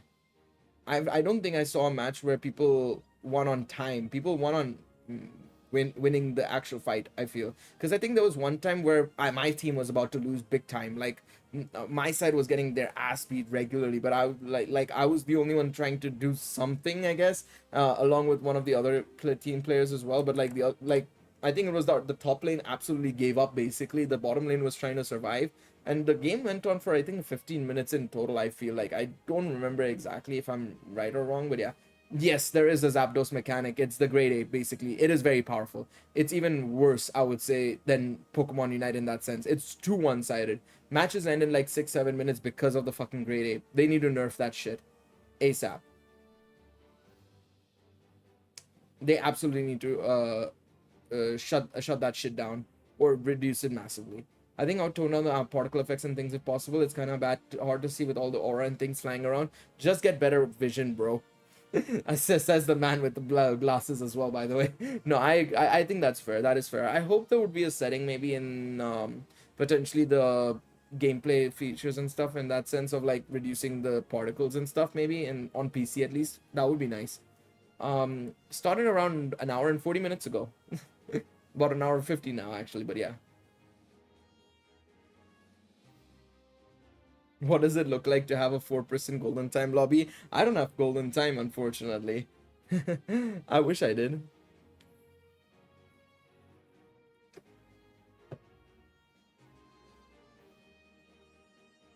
But yeah, it's I would say the Grade A mechanic in Unite is worse. That's that's the most annoying thing. Golden time is the scene card. It's from the mining event with Bell and Lily and Welf, right?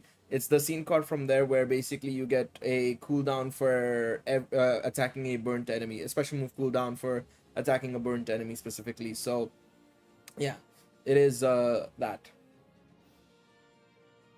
Yeah, no, it's insane, man. I wish I had that scene card. I really wish I had that scene card as well. But yeah, no, I think that's something I hope they change. To be honest, I would say there's 2 things they definitely need to change. Well, 3. Less bots in Pokemon in Dragon Ball Project Multi.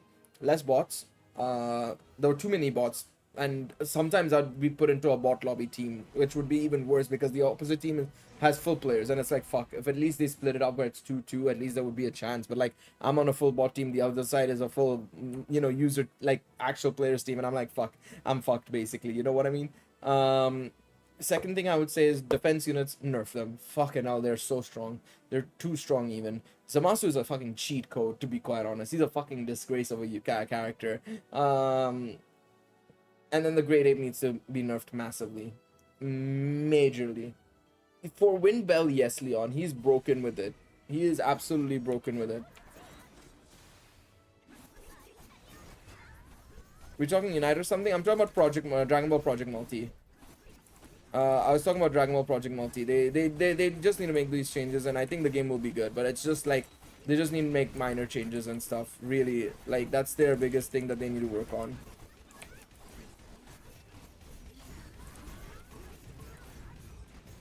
A multi, I haven't been a fan. That's fine. It's not for everybody. It's not for everybody. I personally really enjoyed it. I understand why people may not be complete fans of it for sure. It is a MOBA at the end of the day, so it's a very different type of game as well. Yeah, late game it's very bad. It's about 25-30 seconds. I think they need to reduce that as well. It is really bad, bro. I think I spent 30 seconds in the final phase respawning, so I'd just be sitting there on my phone for a little bit on Twitter, just like scrolling through, just like being like, okay, I'll wait until I'm ready to, be actually in the fight again. Didn't I not have my attack up? I was waiting for the skill to go off. It just didn't go off.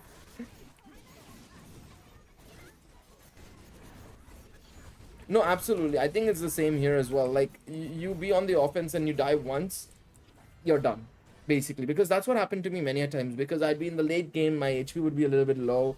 And I can't be bothered to go all the way back. It doesn't make sense. We waste time going back, and potentially you lose out on, say, the special mid bosses, the mid level bosses on the bottom and top lanes, right? With, like, in this game, it would be like Android 16.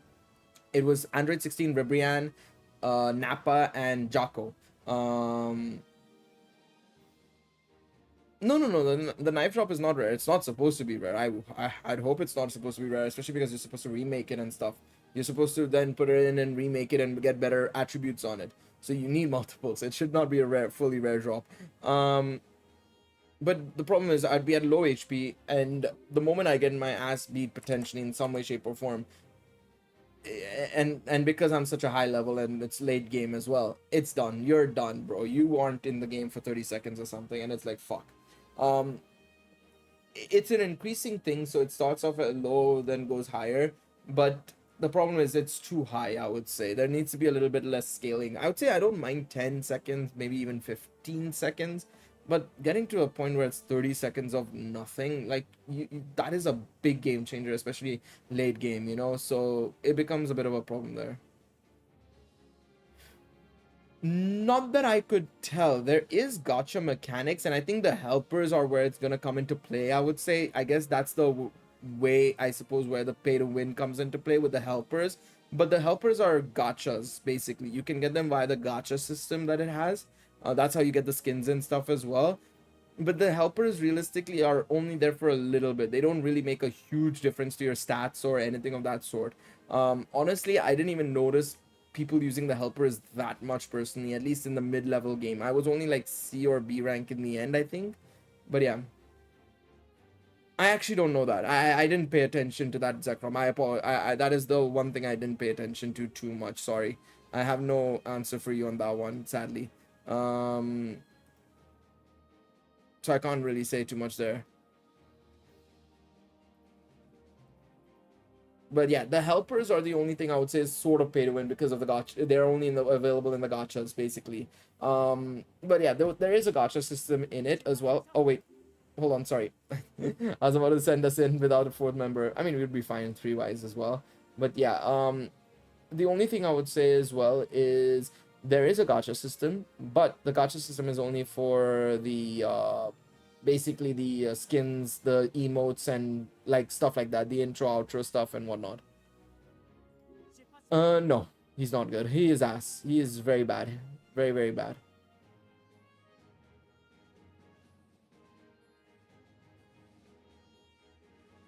Yeah, I'm just looking at Sparking Zero stuff as well. Yeah, there's no road tour in the UK. It's only just the US, and it goes all the way till November. It goes to the SEMA show as well. Damn.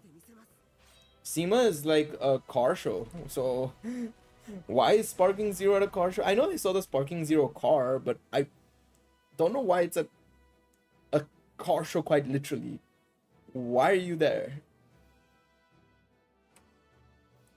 Why can't October come any quicker? I know. 1 month away, baby. 1 month away. Yeah, fall is insane, man. Like, October itself is just crazy stacked. Bunch of new anime seasons that are insane, and just generally new seasons of new anime coming out as well. Then we have, of course, games wise, you know, there's like literally like Sparking Zero, Sonic Shadow, and a bunch of other titles as well coming out. It's ridiculous. Yeez and stuff as well. It's just ridiculous. It's just such a jam-packed summer, October, man. It's crazy.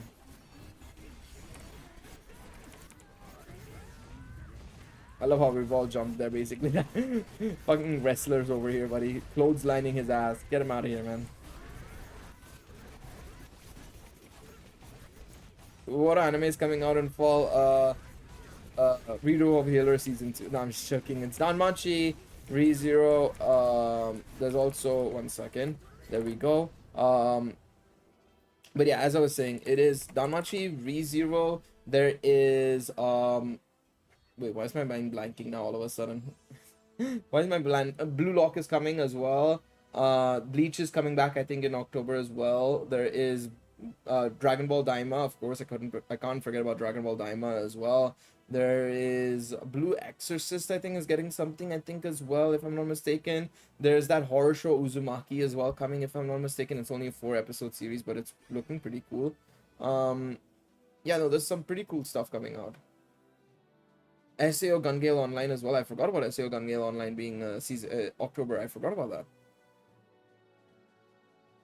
I actually forgot about that. MF Ghost is coming back. That's the initial D successor. The MF Ghost season 2 is coming back as well. No, it's looking pretty good, man. I don't know if it's coming in fall though. Solo Leveling season 2.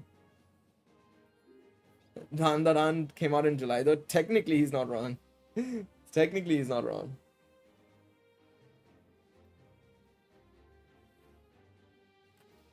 I think there's also this coming out as well. What's it called?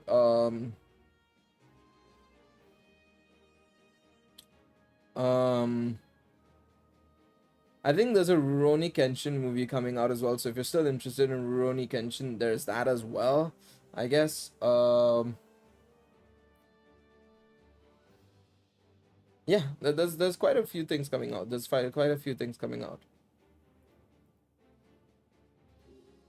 How to get resources to level up my characters? You do the story. The story drops resources. Otherwise, the daily quests and upgrade quests give you a bunch of resources as well. I'd recommend doing those basically if you want to.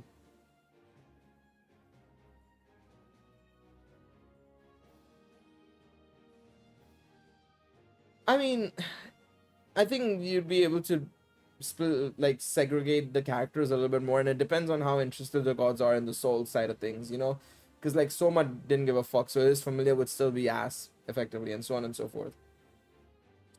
Fire Force season 3, I have no idea. Yeah, we don't have an episode count for Danmachi. They're really leaving it for the last minute. They don't want us to tell us about it, which I don't know why. What do I think of the new I've seen it. I've played with it in Football Manager as well. Speaking of which, I need to actually, let me get my Epic Games opened up. I need to get this claimed, the Football Manager, because I don't know if I'm gonna keep my Game Pass for now, and I don't want to unnecessarily have to deal with that shit. But I have played it in Football Manager and stuff. It's not the worst, but it is just unnecessarily convoluted in how the draws are done, and for one, and number two, I think the other issue I have is that it's just more games unnecessarily, in my opinion. I think it's just way more games for no reason, to be honest. I hate the fact that there's just more games that people have to play. Because I have Football Manager on Game Pass, so I already had an experience with it, and you could actually also do it last time around as well. Let me see what's free for, this month. Yeah, it's Football Manager. I'll just get it.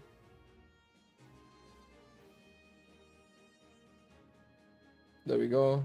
Let me claim this, please. Do you think Danchro will have a collab? Inevitably, it'll have a collab, I think. There's no reason why it wouldn't have a collab inevitably. Yes, I've read the Eula.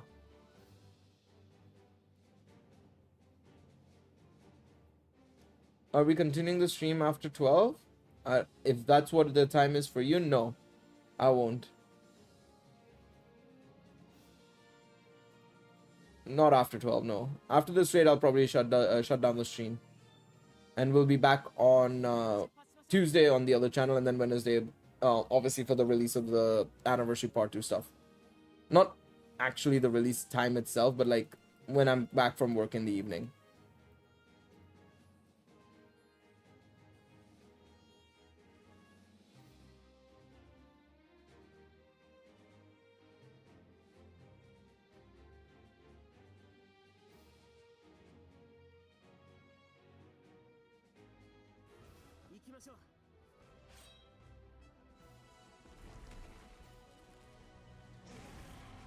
Another Barca career mode. Fair enough, fair enough. Good luck with the debt and stuff. I've seen people suffering big time because of that debt. It's crazy.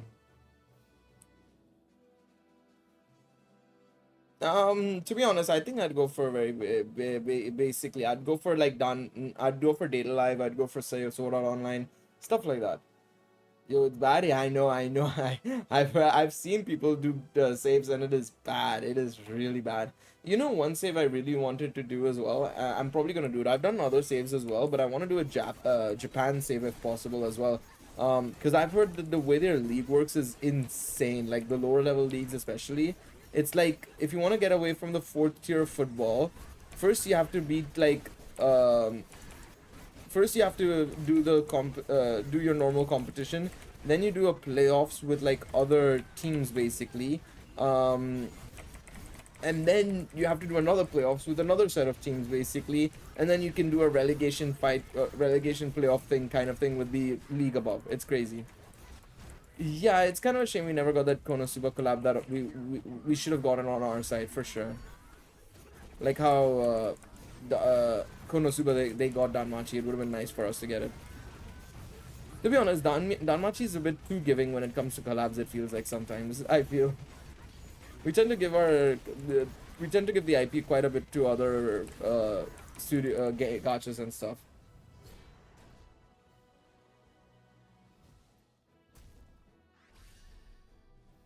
Whereas we've only gotten what I mean, to be fair, we had a good amount in Danmimo as well. You know, Executioner, Data Live, Kino's Journey, AOT, Goblin Slayer, Strike the Blood. We had another Eden, of course, makes sense, right? That we had that as well. We had quite a few as well, but like still, you know, it feels like we didn't get the names we should have probably gotten. You know, considering all things said and done. I think it would have been nice. It would have been nice. It's so broke, and I know. I wish I had it. I wish I had it, man. I wish I had it. Make me want to summon for that shit. Well, it's not on any of these gachas, so it doesn't make a difference. There's no, it's not right up on any of these gachas. So yeah. Danmimo collab was directly mentioned in a Goblin Slayer Ellen. Wait, really? So that's wild to me. That's crazy. I didn't even know. I didn't know that. That's cool. So yeah, it might be canon on their side. That's quite interesting. That is very, very interesting. What's your thoughts on Danmachi? I finished season. I mean, it's one of my favorite franchises. I've read all the light novels. I've obviously watched all the anime. I'm doing a rewatch right now, obviously, but I love Danmachi. It's a great series. It has its flaws, absolutely no doubt about it, but it's so well constructed. The world, the characters, you kind of want to root for most of them. Some of them you want to hate, absolutely, of course, right? But no, I think it's a great series. It's an absolutely great series. It has, like I said, it has its flaws, especially when it comes to the anime and some of the stuff in it. But yeah, season 2 is where you're gonna struggle a little bit, Paris Nation. But I would say hold out for it. I think season 2 is probably one of the weakest seasons in Danmachi. But yeah. Something about Goblin Slayer saying this would have gone different if we can use Firebolt 70 times, which is Bell's answer when he asked how many times he can cast Firebolt in the collab. That's crazy. I realized that when you said it, but yeah, damn. That's very, very nice. That's really cool. I like that. I like that a lot.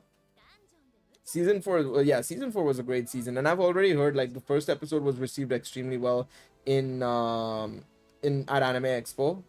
Or no, at Anime NYC. I don't know why I said Anime Expo. At Anime NYC. I want to see how people respond to episode 2 in Japan, because that'll make a difference as well. That'll be very telling for us. I think 16th September is when it's supposed to happen. I think is when it's supposed to happen. 16th is when we're going to be getting 16th is when we're going to be getting this and this, what it's called, see episode 1 and 2 in Japan and Shinjuku. I think one of our somebody who watches my videos is currently in Tokyo and in Japan, I should say more. So I don't know if he is in Tokyo. I think he's in Japan. He said he might be going to Shinjuku to watch it. So maybe we might be able to get an opinion on it potentially. our fingers crossed, we have an inside man for that event potentially. But it would be nice to see an opinion, because then we can get an idea on, like, okay, is it going in the right direction, is it not going in the right direction, is it a concern? I mean, if episode 1 can, and to be fair, even episode 2, only those 2 episodes can only tell you very little, but they can tell you something, and I think that's the most important thing. So yeah, we'll have to just wait and see, of course, on that front. But I have hopes and prayers and expectations, multiple things. Look, they've had, you are only as good as your most recent work, and their most recent work with season 4 was good, so we have hopes. Before season 4, I would have probably said we have very little hopes. But yes, yep, there we go.